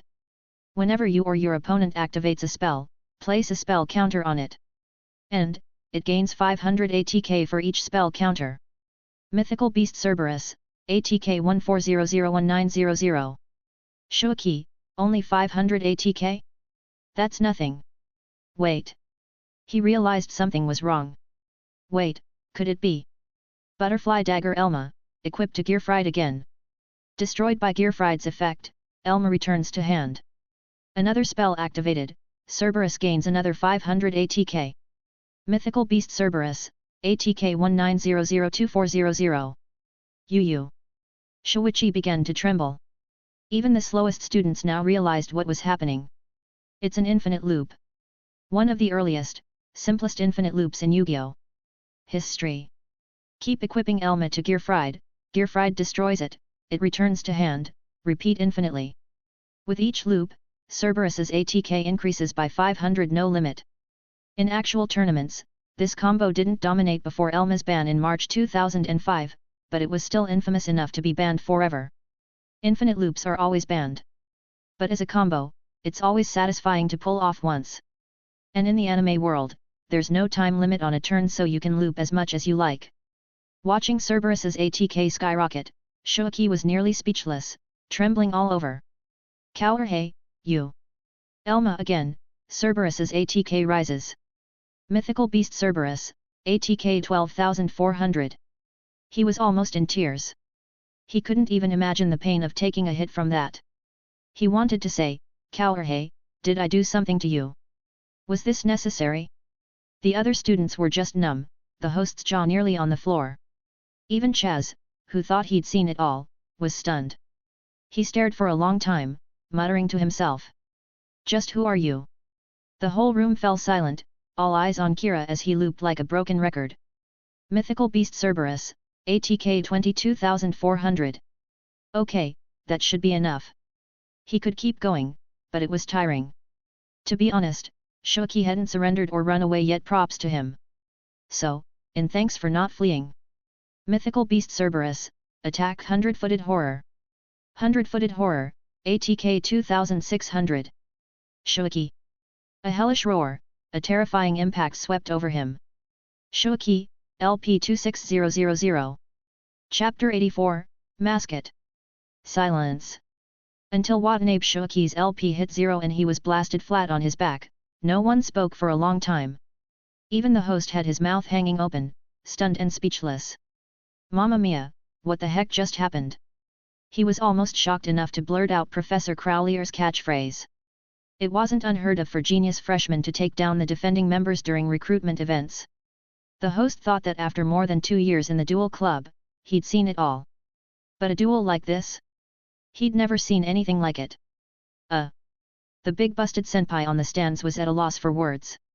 Kira showed off both a "you're not allowed to play today" stall style and a theoretically infinite ATK loop in the same duel. It was hard to imagine such wildly different play styles could come from the same person in one match. How could there be a duelist like this in the world? Even Chaz was out of his seat, eyes glued to Kira on stage, not looking away for a second. He already knew that guy was a troll, and strong as hell. But even so, this duel went way beyond his expectations. How does this guy keep coming up with so many bizarre combos? Watching Kira duel, Chaz felt like he was watching a genius solving math problems that regular students rack their brains over. The genius casually solves in a few strokes, leaving everyone else dumbfounded like, so that's possible. Sometimes, you want to open up a genius's head and see how it works. Why is it so different from yours? Of course, even if Kira knew this, he'd just smile and say he was simply standing on the shoulders of giants. Even with the card game as life rules in this world where locals need 100 times more effort to discover patterns that real-world duelists take for granted, Kira, as a dimension hopper, could see even more combos and deck ideas with ease. But even for him, this game was still huge. So many card combos, so many tricks, and tactics, especially the ones that endured and were handed down for 20 years. They were all the crystallization of the wisdom of duelists of the past. He could only do so much because he was building on what others had figured out. Finding possibilities in the vast card pool, creating wild and unexpected synergies that surprise or delight, that's always been part of Yu-Gi-Oh's charm. Congratulations, Fujiki Kira, you passed the assessment. At last, the Duel Club president spoke up. That's enough, Shoaki. Come back. From the look on the president's face, Shoaki knew he wasn't happy with his performance. He was in for a scolding. Shoaki wanted to cry but had no tears. He wanted to say, "President, it wasn't my fault. I did my best." But what do you do when your opponent's not even human?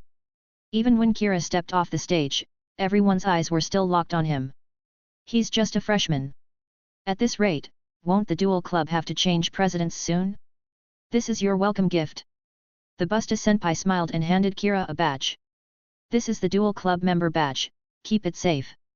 New members get 5 extra credits, and you can pick one card for free from this box. She held out a box for Kira to choose from. When he opened it, rows of cards were neatly arranged inside. So, it does pay to sign up early. If you come late, the good cards will already be gone. Kira glanced over them. Honestly, nothing caught his eye, maybe because they were freebies. The selection was kind of meh. Hey? He spotted one card that was odd. Meteor Black Dragon. The fusion of Red Eye's Black Dragon and Meteor Dragon, level 8, 3500 ATK, a useless card in the real game. But Kira was surprised. Wasn't Red Eye's Black Dragon supposed to be super rare in this world? In DM, only Joey had one, and it was his signature card. By the GX era, maybe they were a bit more common. Atticus Rhodes had 2 in one duel, possibly a third in his deck. But even then, it was a top-tier rare, not something you'd see in circulation. This one's valuable. The club paid a lot to get it. The Busta Senpai grinned. It's the evolved form of a legendary monster. Kira asked, but the club doesn't have Red Eye's Black Dragon in stock, right? So, you can't summon this card. Right, you can't summon it, she said as if it were obvious. Kira. Come on, Red Eyes is a legendary monster. If we could summon it, there's no way we could afford it. She laughed, her whole body shaking. Meteor Black Dragon is a fusion upgrade, but not as rare as the base card. Plus, it's not that strong in actual duels, so it's mostly a collector's item. Oh, but I did hear that some duelists use it as their ace, just using King of the Swamp to substitute for Red Eyes as fusion material. But King of the Swamp is rare too. Kira. So, it's a mascot after all. Wait. Now that he thought about it, he'd recently picked up a certain versatile card from the Academy collection.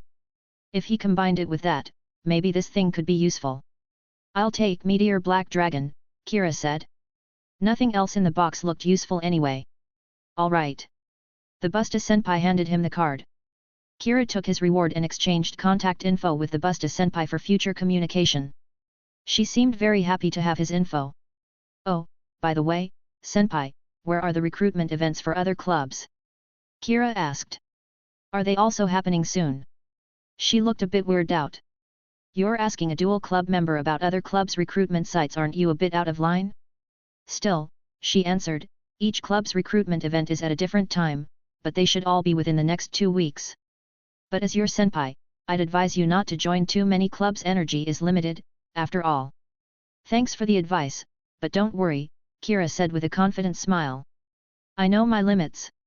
Chapter 85, Teacher, I want to learn card printing. The second week at Duel Academy was coming to an end, and the RA Yellow Dorms exchange matches were wrapping up. Kira had already dueled everyone he needed to, though he still felt a bit unsatisfied.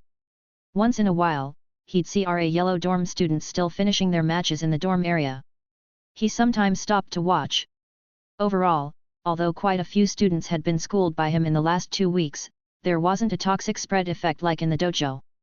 After all, just getting into the academy made you an elite duelist, everyone was proud of their decks and wouldn't easily change them, so they were different from the dojo newbies. Passing by, he saw a RA Yellow Dorm student. My turn, draw. I set 4 cards face down and end my turn. Kira. This setup felt familiar. Well, there are always surprises. He noticed that, lately, RA Yellow Dorm students had started running more back row traps. No one outright copied his deck, but everyone seemed to be gravitating a bit toward the toxic style. If this keeps up, and there's ever a big inter-dorm tournament, then students from other dorms. No, if you think even further ahead. If this toxic spread keeps going and someday takes over the whole academy, then when Sartorius shows up, he'd just shake his head and leave, saying, this place is too dark for my light of destruction to work. And if, in the Yubel arc, the whole academy gets warped to another dimension, the whole story might change from students and teachers struggling to survive to otherworld monsters overwhelmed by the academy's toxic meta. Kira reflected, if it ever turned out like that, it definitely wouldn't be his fault. Yu-Gi-Oh! Is a 2-player game, but only one person gets to play. That's just how dueling works. Afternoon, Alchemy class. By the end of the second week, class attendance had already visibly dropped by a quarter. No surprise, most students thought alchemy was too mystical and didn't see how it would help them duel. Plus, the teacher, Professor Lyman, looked so easygoing, he never took attendance, didn't care how many people skipped class, just lectured to himself, and left on time. So, alchemy was seen as the easiest class to coast through. But Lyman noticed that no matter what, Kira from RA Yellow Dorm always sat up straight and took constant notes. No one else in the class was this serious. His focus made Lyman wonder. Is my lecture really that good? Not only that, but this student even chased him down after class to ask questions. Honestly, since he'd come to Duel Academy, Lyman had never seen such a dedicated student. Even model students like Alexis Rhodes or Zane Truesdale, at most, listened respectfully. He'd never seen someone so passionate about alchemy.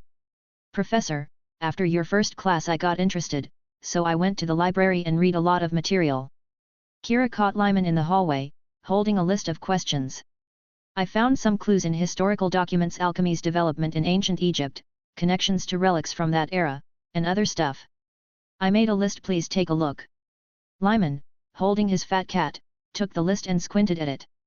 All the clues suggest that alchemy has always been connected to duel monsters, right, Professor?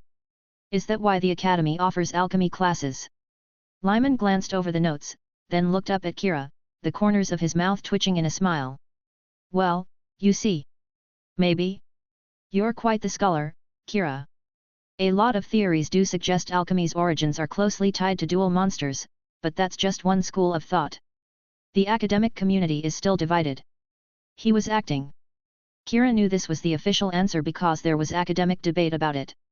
But in the anime, Lyman told Jaden before dying that he truly believed alchemy's ultimate answer was within duel monsters, and that Jaden was a born alchemist. I also read a lot of alchemy textbooks, and I feel like alchemy is a lot like fusion summoning, right, Professor? Kira played humble. It's just my thought. If I'm wrong, please correct me. But I think, the alchemical methods described in the books, and the process of fusing 2 ordinary monsters in a duel to create something new and powerful. Isn't that just like turning stone into gold? It's a miracle, isn't it? Lyman. For a moment, Lyman looked genuinely surprised, his eyes nearly opening fully for the first time. He couldn't help it, the student's words hit him right in the heart. It was exactly how he'd felt during years of research, but he'd never voiced it in class or to anyone. And yet this student had figured it out just by reading books and self-study. But that was to be expected. Because Kira's theory was straight from Lyman in the anime's 7 Stars arc, Lyman told Jaden almost exactly this. Kira had forgotten the exact words, but the meaning was the same. For maybe the first time in front of a student, Lyman dropped his goofy mask and looked at Kira seriously. Fujiki Kira, right? You're interested in alchemy? Yes, Professor, Kira answered sincerely. I hope I can keep learning from you. Kira was laying his cards on the table. He wanted to learn card printing from the Academy's hidden master. Comment. 8 comment. Vote. Chapter 86, Chapter 86, What a Fun Duel. The day of the first phase test finally arrived. Like the entrance exam, the phase test had both a written and a practical section. For a dueling academy, the school cared surprisingly much about written scores. After all, Jaden Yuki had always been a top duelist since enrollment, but because of poor written scores, he was stuck in the Slifer Red dorm. The written test was in the morning, practical in the afternoon. Kira arrived early, finished the test in about 20 minutes. But the rules said you couldn't hand in your paper until half an hour had passed, so he had to keep checking a test he thought was already perfect, rustling the pages and drawing envious, jealous, and resentful stares from those around him. Almost everyone else was still frantically writing, even model students Misawa and Alexis were frowning in concentration. Kira had nothing to do, so he started spinning his pen. Some students who already knew him were annoyed. How does this guy manage to tilt everyone just by taking a test? The moment the clock hit 30 minutes, Kira stood up and handed in his paper, leaving the room with a cool exit. The pressure on the remaining students instantly went up. Relatable. A while after Kira left, Jaden finally showed up, slapping the sleeping Cirrus awake. Inexcusable, Cirrus, sleeping in the test room. What a waste. Hey? Be brother. Cheer up, Cirrus. Jaden grinned. The real battle is just beginning. His words drew looks from everyone nearby.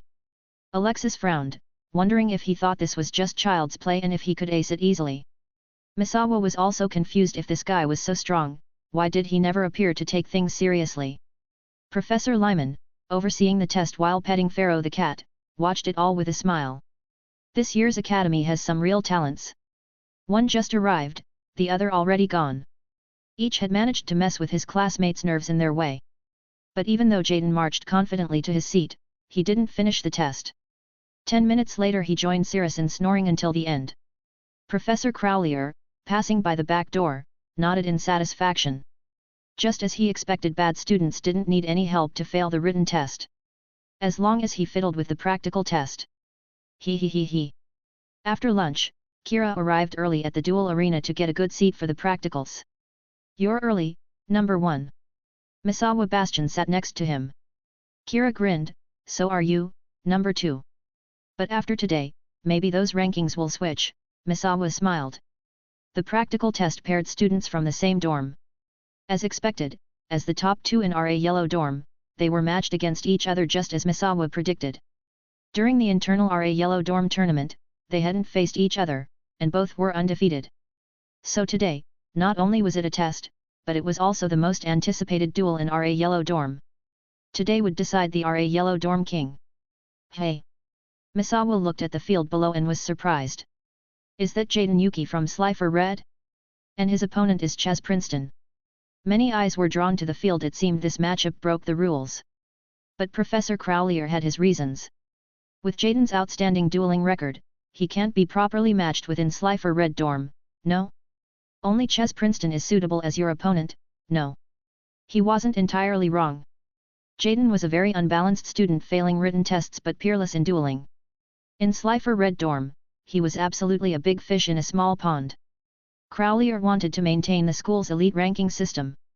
He picked Chaz not just because he was strong, but because Chaz had the credentials for automatic promotion to Obelisk Blue.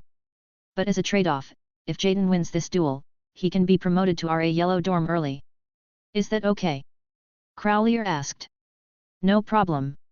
Jaden agreed instantly. He probably didn't even hear what Crowlier said, he just heard time to duel. So, the professor announced the match and quickly stepped aside. First up today, Jaden vs. Chaz. Kira watched with mild interest.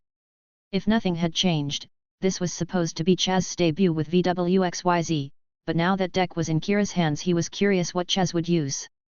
Chaz started with a defensive play, summoning Stone Dragon, ATK 2000, and setting 3 cards in the back row before ending. Without VWXYZ, it seemed he was going for a dragon deck now. So, is he going for the manga version of Chaz's deck?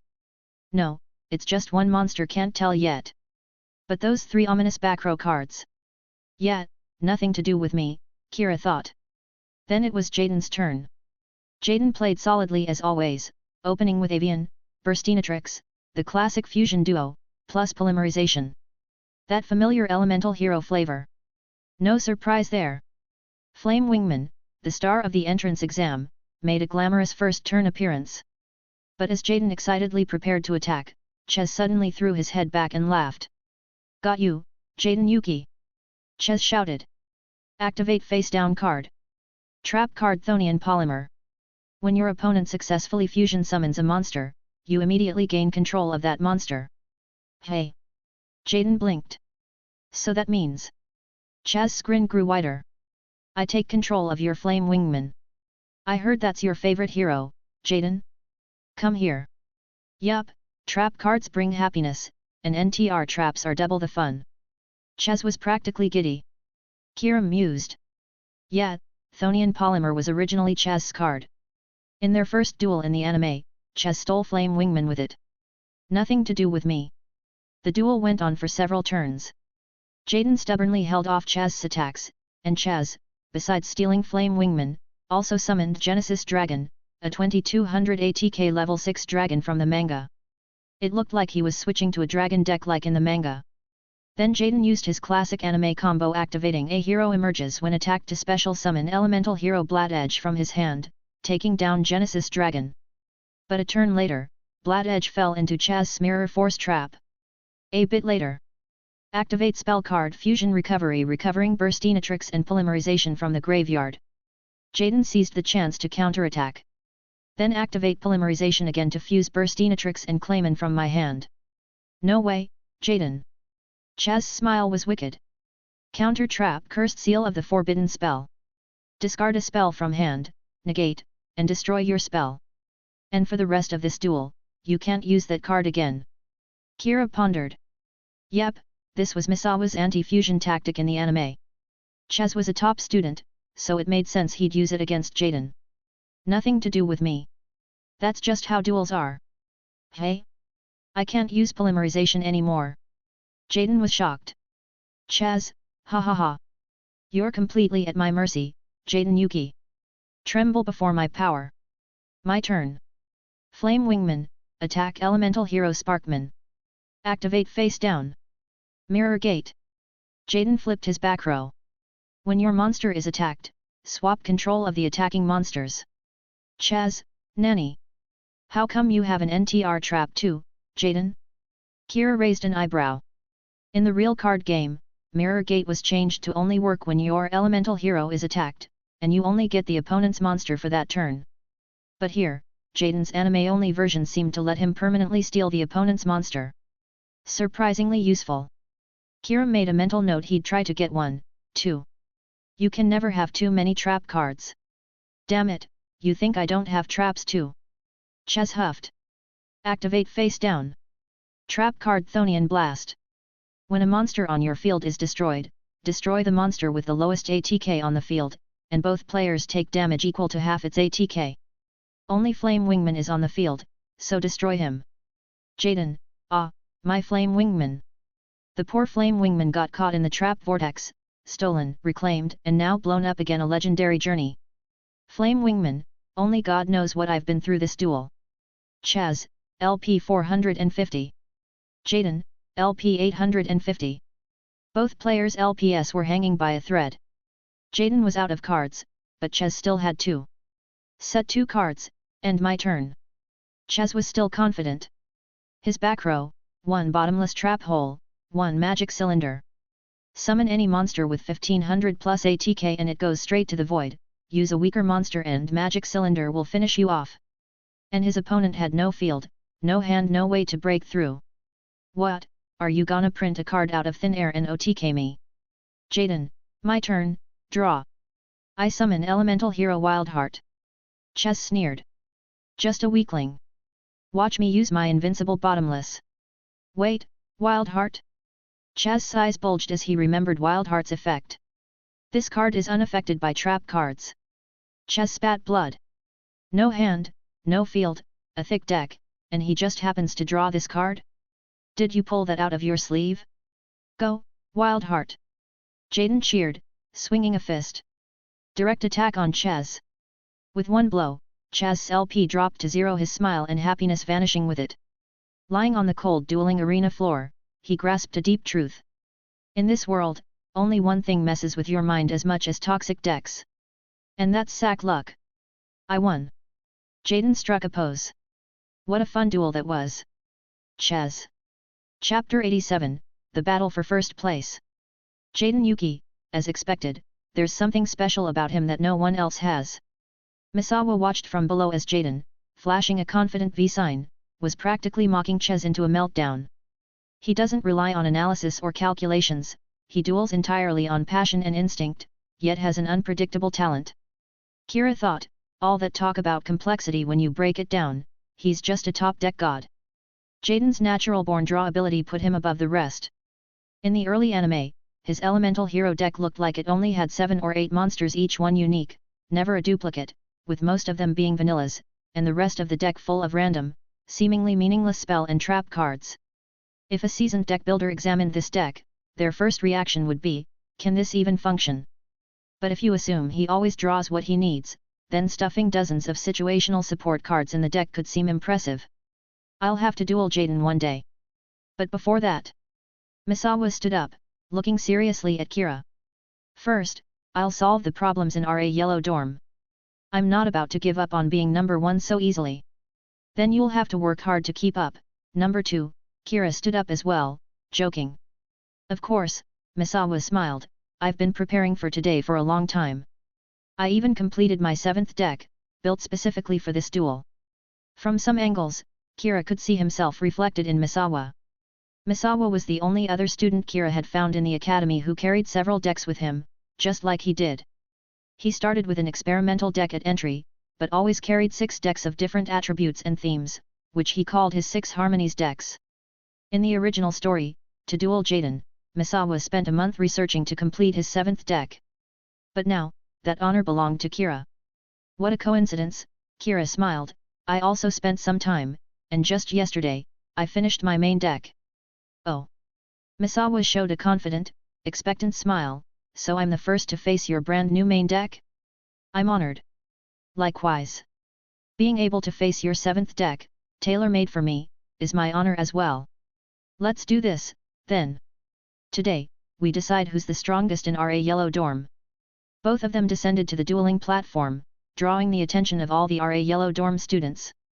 These two had crushed the competition in the early stages, and today would determine who the real boss was. Duel. X2. Kira, LP 4000. Misawa, LP 4000. I'll go first. Draw.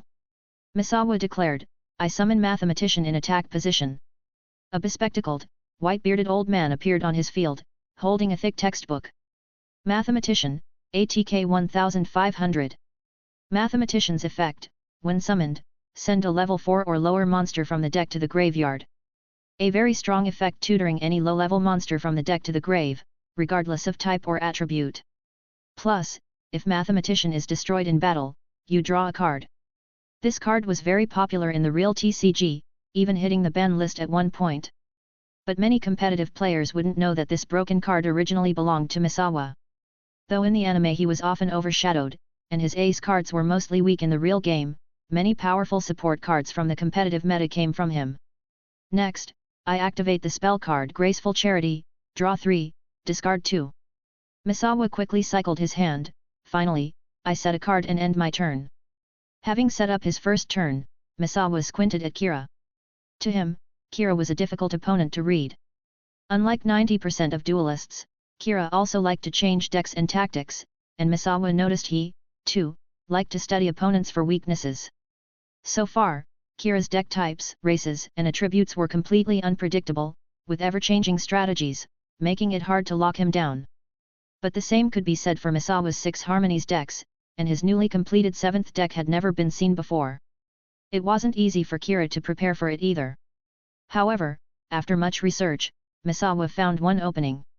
With that in mind, he smiled confidently. This duel, he had to win. My turn, draw, Kira said. I'll also use Graceful Charity, draw 3, discard 2. Then I activate the spell card Delinquent Duo. Misawa narrowed his eyes. Here it comes. After tracking and charting all of Kira's cards and tactics, Misawa noticed that a common feature in all Kira's diverse decks was hand destruction. Pay 1000 LP, randomly discard a card from your opponent's hand, then your opponent chooses and discards another. Kira, LP 4000-3000.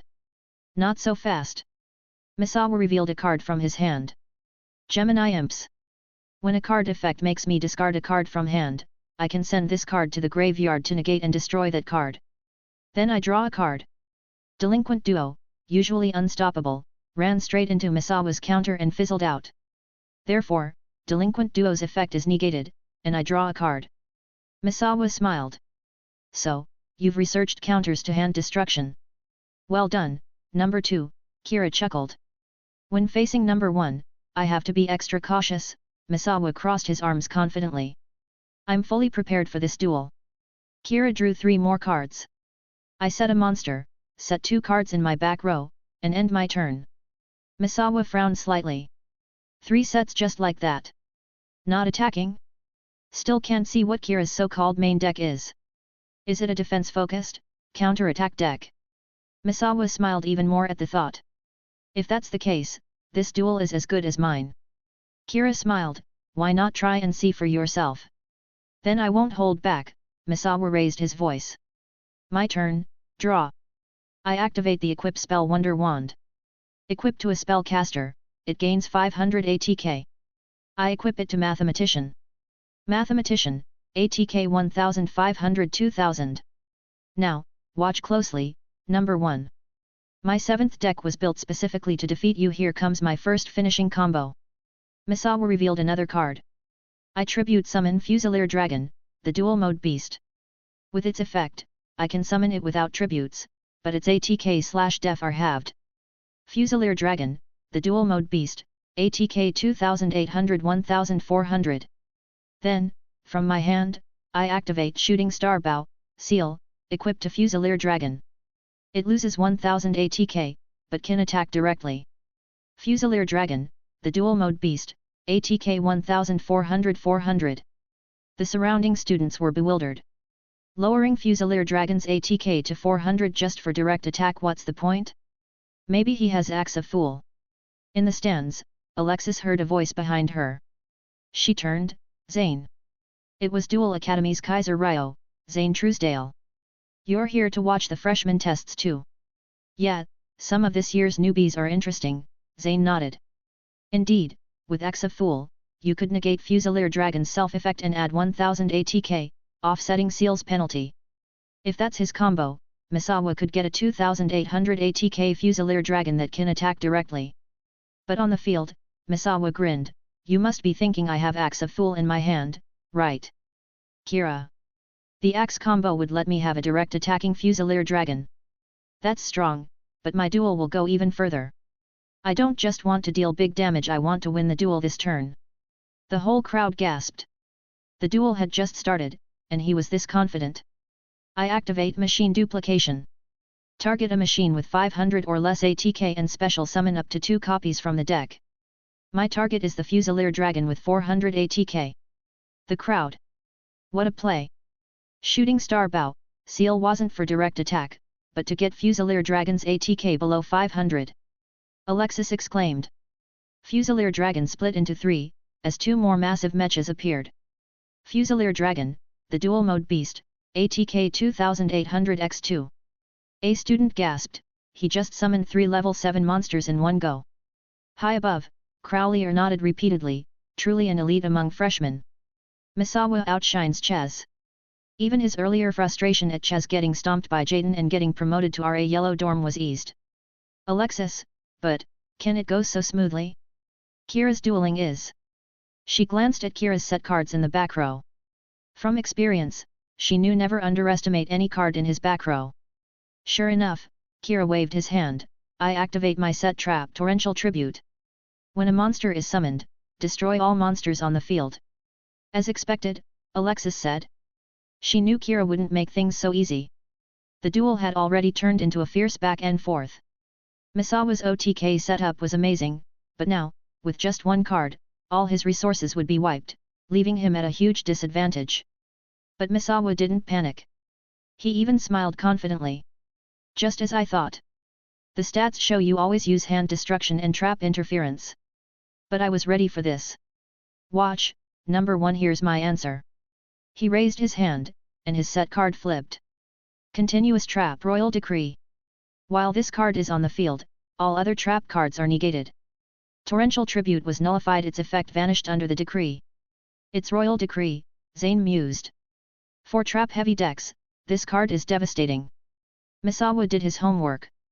Now, his opponent's in trouble.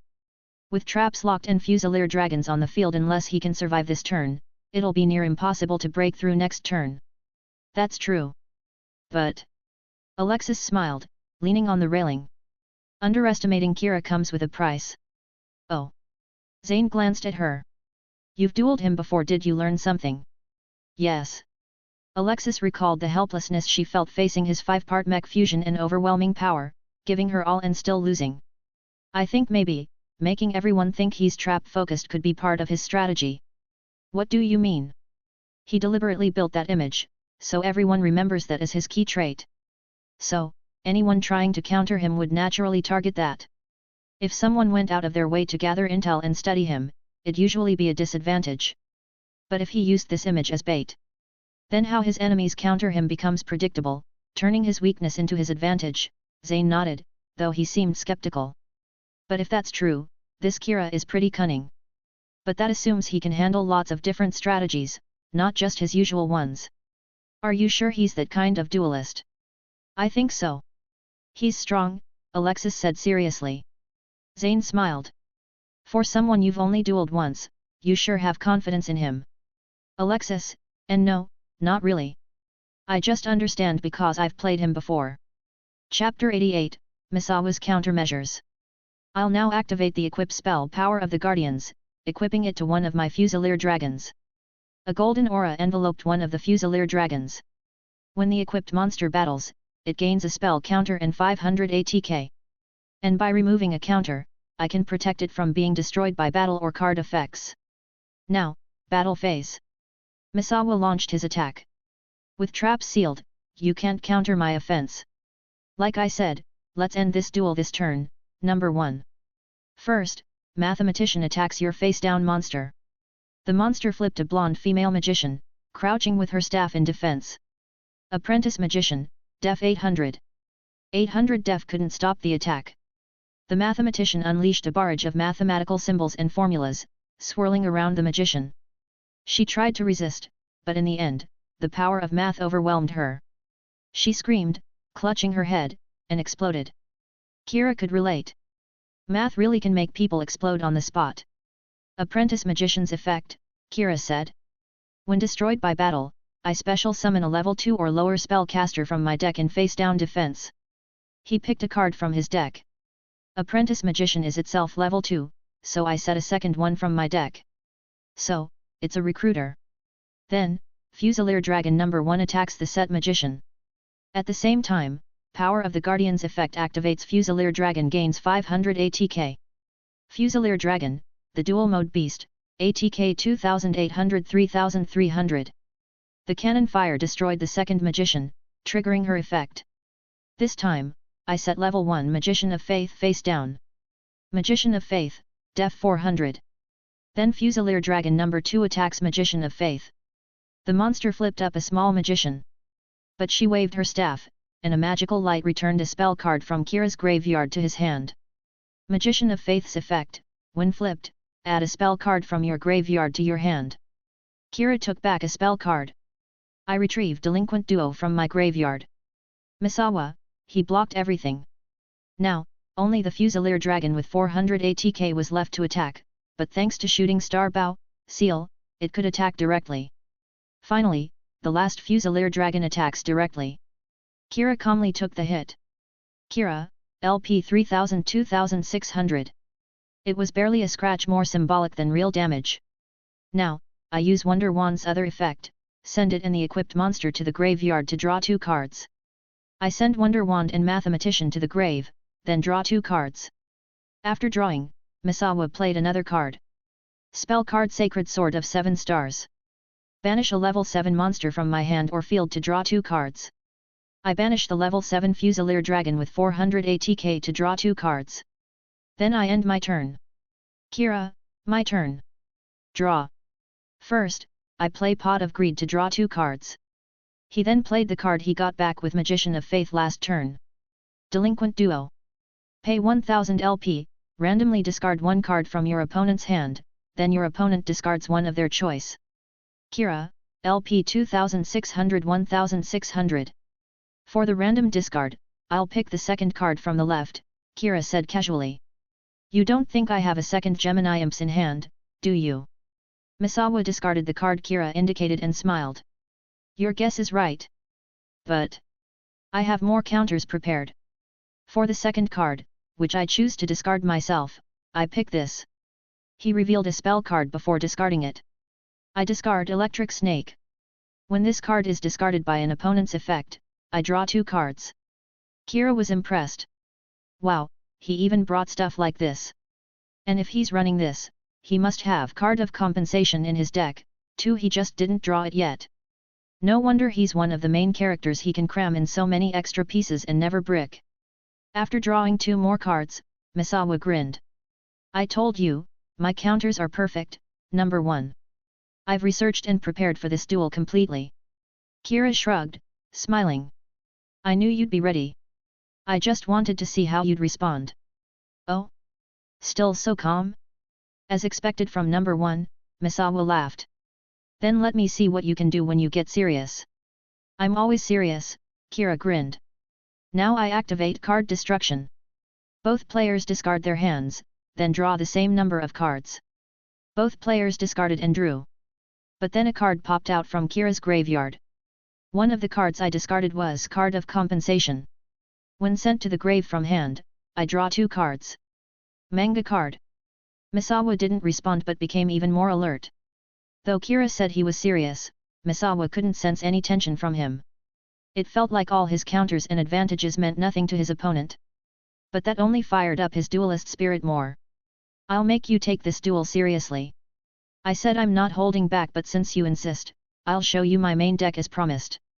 I banish the Light Magician of Faith and Dark Apprentice Magician from my graveyard for a special summon. Misawa's face changed. Banish a light and dark monster, could it be? Souls of Light and Darkness offered to the field of chaos. Summon forth the legendary warrior. Dimension opens. Blackluster Soldier Envoy of the Beginning. Blackluster Soldier Envoy of the Beginning, ATK 3000. The entire arena erupted. Oh my goodness! Professor Lyman exclaimed, covering his face. It's Blackluster Soldier. Up on the viewing platform, Alexis was shaken. What? The envoy? Isn't that? That's the legendary ace from the King of Games, Yugi Muto's deck. Even Zane was shocked, but his eyes glimmered with anticipation. His duelist spirit was restless. And he wasn't the only one. Jaden was just as excited. Whoa, this is awesome! Blackluster Soldier! It's Blackluster Soldier! Jaden shook Cirrus in excitement.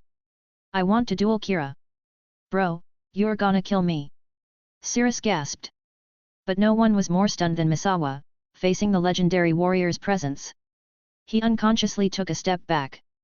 Your ace, is that monster? He hadn't realized he was now up against a variant of the world champion Chaos deck that dominated the real meta back in the day. For a long time, Chaos was the absolute top tier deck. Every deck was either Chaos or non-Chaos. Either you got stomped by the meta or joined it. The Apprentice Magician and Magician of Faith combo Kira used last turn was a classic early Chaos pairing. One was light, one dark. Apprentice Magician had great defense and could search Magician of Faith, who could recover a powerful spell. Back then, spell cards were broken, many were now banned and far stronger than monsters. Magician of Faith could recover anything, Pot of Greed, Graceful Charity, the Hand Destruction Trinity, or board wipes like Reggie and Heavy Storm, all game changers. This pair built a perfect defense and set up the light/dark requirement for Chaos Soldier to swing the game next turn. Blackluster Soldier, Envoy of the Beginnings effect. Kira declared. By giving up its attack this turn, I can banish one monster on the field. I banish the Fusilier Dragon equipped with the power of the Guardians. Chaos Dimensional Slash. The soldier raised his blade one side light, one side dark. The dual energies spun into a vortex, sucking the giant Fusilier Dragon into another dimension. Power of the Guardians is useless against BLS. Misawa gritted his teeth. Power of the Guardians could protect against destruction by battle or effects, but banishing was another story. Next, I banish the Light Shining Angel and another Dark Apprentice Magician from my graveyard. Misawa. That summon requirement again. Could he have another BLS? Of course not. But even without another BLS, Kira had a Chaos Sorcerer. Wielder of Light and Dark Magic now descend. Chaos Sorcerer, summon. Chaos Sorcerer, ATK 2300. Chaos Sorcerer's effect, once per turn, by giving up its attack, banish one monster. I banish your last Fusilier Dragon. The sorcerer spun his hands, conjuring a vortex that swallowed the Fusilier Dragon. Misawa. Not again. Outside, Chaz, previously shell-shocked from his loss to Jaden, perked up. He knew this move. That's the feeling. Banish them all. Send them to the Shadow Realm. But at least that means you can't attack this turn. Misawa took a deep breath. Both BLS and Chaos Sorcerer can't attack the turn they use their effect. Not necessarily, Kira interrupted. Misawa. True, BLS can't attack this turn after using its effect, but that doesn't mean my offense ends here. Kira revealed another card. Metamorphosis. Tribute one monster, then special summon a fusion monster of the same level from the extra deck. I tribute Blackluster Soldier. Misawa. Right, by tributing a BLS that used its effect, you can keep attacking this turn. And since BLS is level 8, you can summon any level 8 fusion monster. With the power of meteors and volcanic might, arise. Level 8, Meteor Black Dragon. A massive black dragon with magma-like veins descended. Meteor Black Dragon, ATK 3500. Misawa's face changed. That's the evolved form of Red Eye's Black Dragon, but you summoned it without the original. Metamorphosis was a common GX-era spell, often used by Jaden to evolve Bublemon into Neo Bublemon. In real tournaments, people preferred Cyber Twin Dragon 2800 ATK, could attack twice. After BLS cleared the field, it would become Cyber Twin Dragon and deal 5600 damage in one turn. But in this world, Cyber Twin Dragon was probably in Zane's deck, unavailable to Kira. Meteor Black Dragon might be a vanilla, but it had a high 3500 ATK just below Obelisk. Meteor Black Dragon attacks directly. The dragon unleashed a torrent of molten fire, sweeping over Misawa. Ugh! Misawa, LP 4500. His life points plummeted. Misawa fell to one knee, covered in the dragon's breath smoke. His monsters were banished, his defenses gone, and Misawa suddenly realized something. His opponent might have expected him to try trap lock from the very start. Chaos and banishing, relentless attacks. Misawa's monsters kept getting banished, and thanks to his own royal decree, he couldn't use traps to defend. Wasn't he the one getting locked down by his strategy? Chapter 89, Messing with his mentality. Misawa's hunch was pretty accurate, in a way. Chaos decks don't rely much on traps, and even the championship deck from back then ran royal decree to lock down traps. Because the main strength of the Chaos deck was overwhelming compared to other decks at the time, if both sides were locked out of traps, of course, Chaos would have the upper hand. Kira, activate continuous spell Mirage of Nightmare. During the opponent's standby phase, I draw until I have 4 cards in hand, but during my own standby phase, I must randomly discard as many cards as I drew. Finally, I set 1 card face down and end my turn. Misawa, my turn, draw. In the span of a turn, the situation flipped to one overwhelmingly unfavorable for him. He had to come up with something this turn. Activate spell card of Adversity. If the opponent controls a special summoned monster and I control no monsters, I draw 2 cards. Anime card. A life-saving card. Seeing one of his newly drawn cards, Misawa couldn't help but grin. It came. The comeback move. Looks like my deck hasn't given up on being number 1 yet. Misawa looked up, smiled, and raised his dual disc. The graveyard zone on the disc shone with a dazzling gold light. Number 1, do you know what happens to carbon under immense pressure? Kira, it becomes a diamond. He vaguely remembered Misawa saying something like this in the original. Oh, as expected of number 1. That's right. Misawa said. The monster I sent to the graveyard with Mathematician's effect on turn 1 was Carbonedon. Carbonedon's effect, when this card is in the graveyard and there are 10 or more cards stacked above it, I can banish it to special summon a Hyazan Ryu from my hand or graveyard. Anime effect. A unique effect fitting Misawa's nerd persona, but by original effect, it's pretty hard to use. The real-life card later got a big buff. No need for 10 cards in the graveyard, just banish itself to summon any level 7 or lower normal dragon from graveyard or deck, not just Hyazan Ryu, though with the defense position restriction. Now, with over 10 cards above Carbonedon in my graveyard, I activate its effect. Transform and descend in a brilliant diamond form. Level 7, Hyazan Ryu, summon. The dragon's dazzling light was so bright it was hard to keep your eyes open. The translucent dragon soared skyward, sparkling with regal diamond majesty. Hyazan Ryu, ATK 2100. A classic example of a card that might not be all that strong, but you know it's expensive just by looking at it. From the stands, Alexis, so he used Mathematician on his first turn to send that monster to the graveyard. Misawa planned this far ahead from the very start. But Hyazan Ryu's power isn't enough to break the current situation, Zane said. He must have something else up his sleeve. Sure enough, Misawa smiled confidently, after Blackluster Soldier comes Meteor Black Dragon, legendary monsters one after another. Then I'll burn with all my strength to fight you. From my hand, I activate the equip spell Megamorph and equip it to Hyazan Ryu.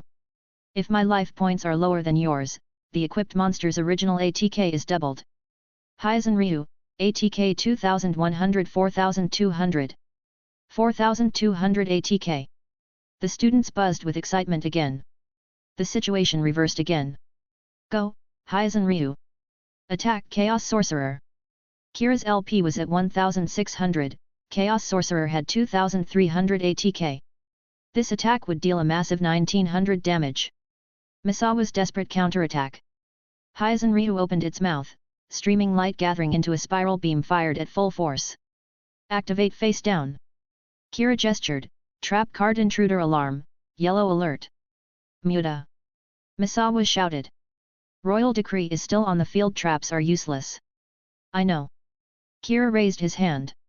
So, I immediately activate another face down, quick play spell Malice Dispersion. I discard a card to destroy all continuous trap cards on the field. I destroy Royal Decree. Misawa realized, I see. The later activated card is resolved first, so when Intruder Alarm, Yellow Alert resolves, Royal Decree is already gone, and the trap can work as normal. Exactly. A black storm swept through, shattering the trap cards in the back row. So, Intruder Alarm, Yellow Alert resolves. When your monster declares an attack, I special summon a monster from my hand, and your attacking monster must battle it. Anime effect. Intruder Alarm, Yellow Alert, also from the DM spin-off Yu-Gi-Oh!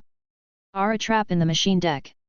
Misawa understood, so if you summon a defense position monster from your hand, you can avoid damage and protect Chaos Sorcerer. That's true, but I'm not just avoiding damage. Kira smiled and waved his hand. By Intruder Alarm, Yellow Alert's effect, I special summon DD. Warrior Lady in defense position and force your Hyazan Ryu to battle it. Misawa, Nani. It's DD. Warrior Lady. DD. Warrior Lady, Def 1600. As a good student, Misawa couldn't possibly forget her effect. Wait. I don't attack. Hyazan Ryu, return. Muta. The monster summoned by Intruder Alarm must battle your attacking monster. Kira said. Then, DD. Warrior Lady's effect after battle, both monsters are banished. DD. Warrior Lady lunged bravely, taking the hit but slashing with her sword, warping space and banishing both monsters to another dimension. Misawa's eyes went red, my Hyazan Ryu. A 4200 ATK Hyzen Ryu and obelisk level monster, gone. Well, then, I'll set 3 cards and end my turn, Misawa said. With royal decree destroyed, his lockdown strategy was broken. But on the bright side, at least he could use traps again. In this dire situation, it might not be the worst thing. There's still a chance. My turn, draw, Kira said. I activate quick play spell Mystical Space Typhoon to destroy Mirage of Nightmare, so I don't have to discard because of its drawback. Then, battle phase. Meteor Black Dragon attacks directly. No way. At the start of the battle phase, activate face down trap card Threatening Roar. Waves of invisible sound burst from the trap card, sweeping Kira's field. Meteor Black Dragon roared, covering its ears. Misawa, during the turn Threatening Roar is activated, you can't declare an attack. Kira, in that case, I'll set a monster and end my turn. My turn. Activate spell card Pot of Greed, draw 2 more cards. Misawa drew, frowning, seemed he didn't get a comeback card. Gotta gamble, activate face down trap Reckless Greed. I skip my next 2 draw phases to draw 2 cards. At this stage, if he couldn't win this turn, his chances were slim anyway. All or nothing. Activate continuous trap Call of the Haunted. Revive a monster from my graveyard in attack position. Misawa shouted. I revive the card I sent to the graveyard at the very start. Master of the Cosmos, ruler of all worlds. Level 8, Queen of the Cosmos. Cosmo Queen, ATK 2900. Then, ritual spell Litmus Doom Ritual from my hand. Misawa declared. Tribute monsters from my hand and field totaling at least level 8 to ritual summon Litmus Doom Swordsman from my hand. I tribute Cosmos Queen. Cut down all darkness and evil with your blade. Ritual summon. Level 8, Litmus Doom Swordsman. Cosmos Queen vanished in a ritual flame, replaced by a swordsman with twin blades and a fluttering red cape. Litmus Doom Swordsman, ATK 0.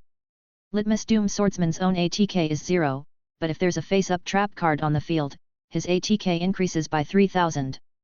With Call of the Haunted face-up, his ATK rises to 3000. Litmus Doom Swordsman, ATK 0 3000.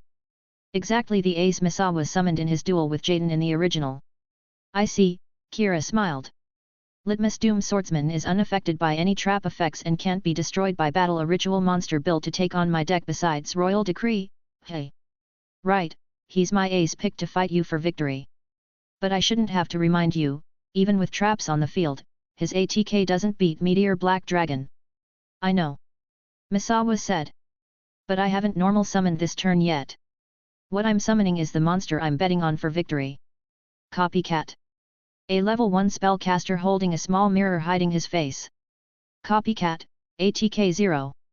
Copycat's effect, copy the original ATK/def of a monster on your field. I'll copy your Meteor Black Dragon.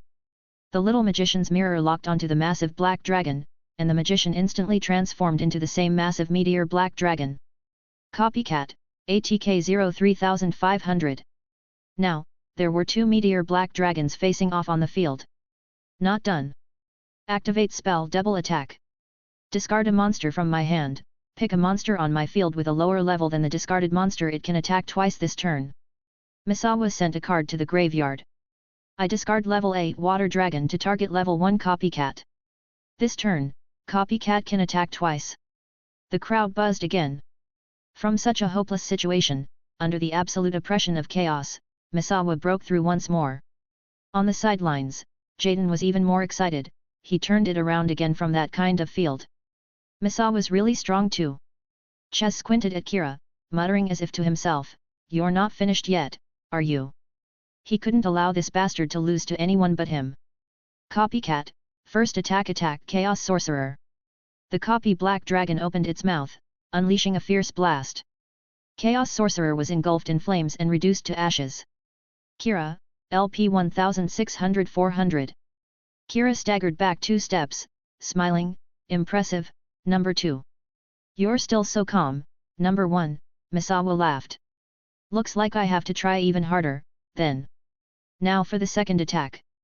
Copycat, attack Meteor Black Dragon. Both Black Dragons roared, unleashing torrents of meteoric flame at each other. The lava explosion covered the field until both dragons were melted away. Misawa was on fire. Meteor Black Dragon destroyed. Now Litmus Doom Swordsman, attack the set monster. He could feel it, the scales of victory tilting back toward him. Litmus Doom Swordsman was one of his best aces, Blue Eyes level ATK, immune to battle destruction, and trap immunity perfect for taking down this guy. He could already see the dawn of victory. You're attacking my set monster D.D. Warrior, Kira said calmly. When this card battles, both it and the opponent's monster are banished. DD. Warrior, Def 1000. Misawa. Spectators. Another dimensional rift. Boundless force sucked both Misawa's invincible Litmus Doom Swordsman and DD. Warrior into the vortex, gone without a trace. All that destruction immunity and trap immunity gone in an instant. In the face of dimensional banishment, all are equal. No one exclaimed, no one commented, not a sound. An eerie silence. After a while, Zane murmured, "You were right about him. He's not so easily shut down." Alexis said, her expression complex. "What can you say? Sometimes, a troll will mess with your mentality, and there's nothing you can do about it." "My turn, draw."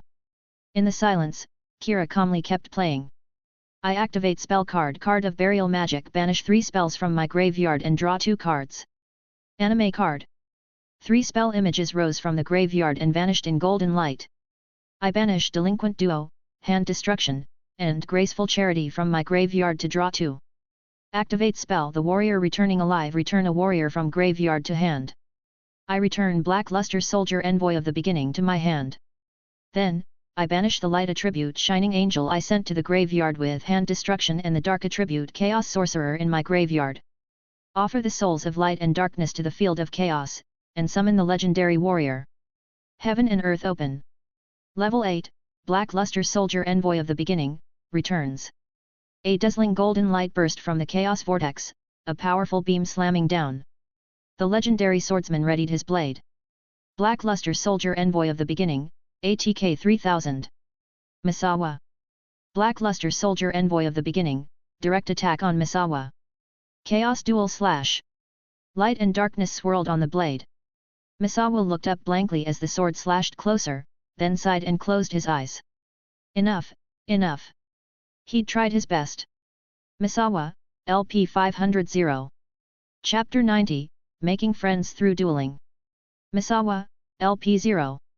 With his life points at 0, Misawa lay on the ground, staring at the ceiling, pondering his life. He reflected on all the preparations he'd made for this duel, wondering if he'd missed something, if his strategy was flawed, or if something else was wrong. But the more he thought, the more he realized it wasn't any of those.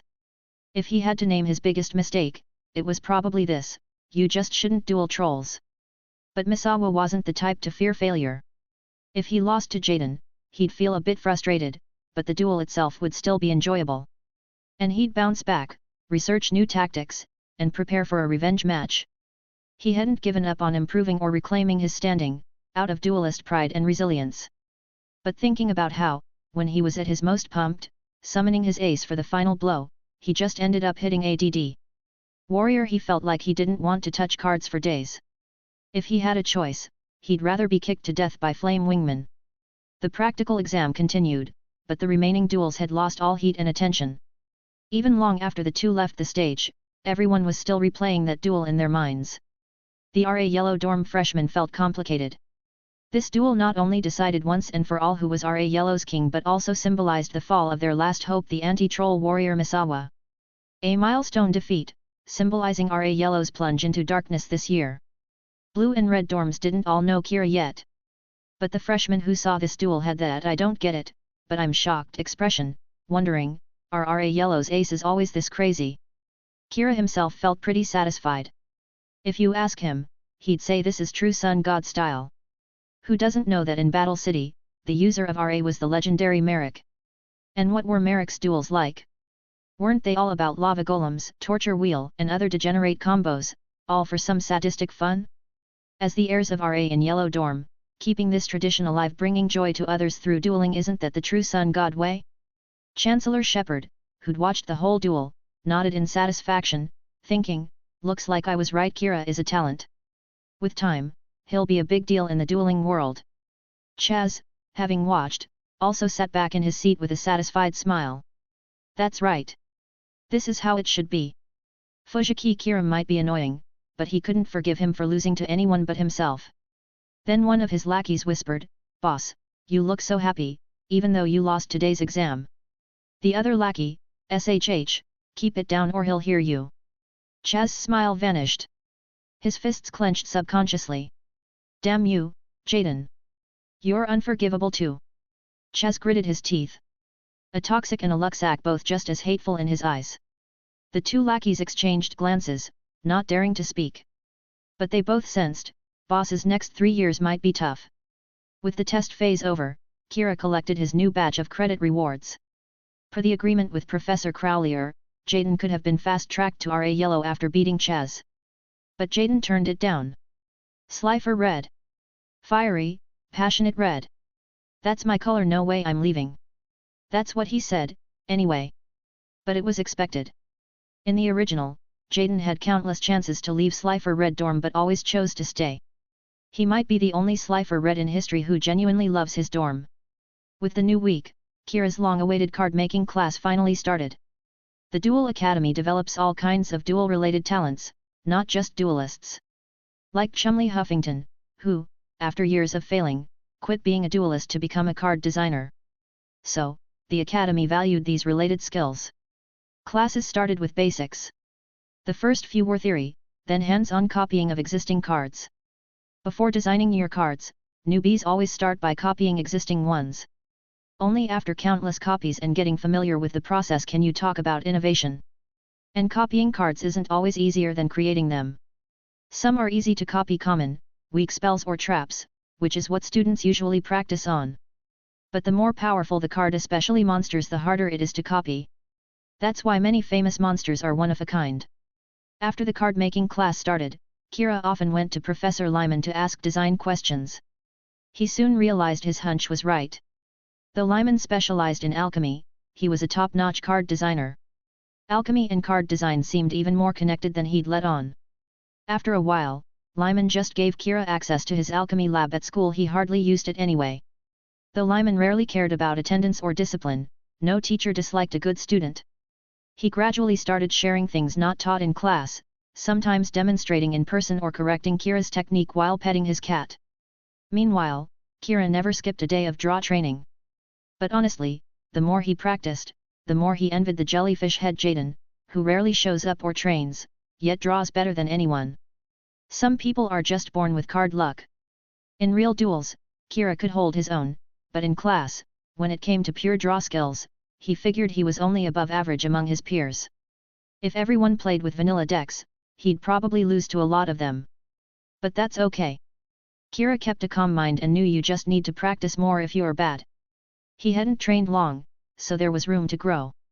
For example, the Duel Club was organizing a new member exchange tournament, which sounded great. It seemed Chaz had joined too, so maybe there'd be a rematch. Not just good practice, but a chance to make more friends. No way he'd miss that. Thanks for listening.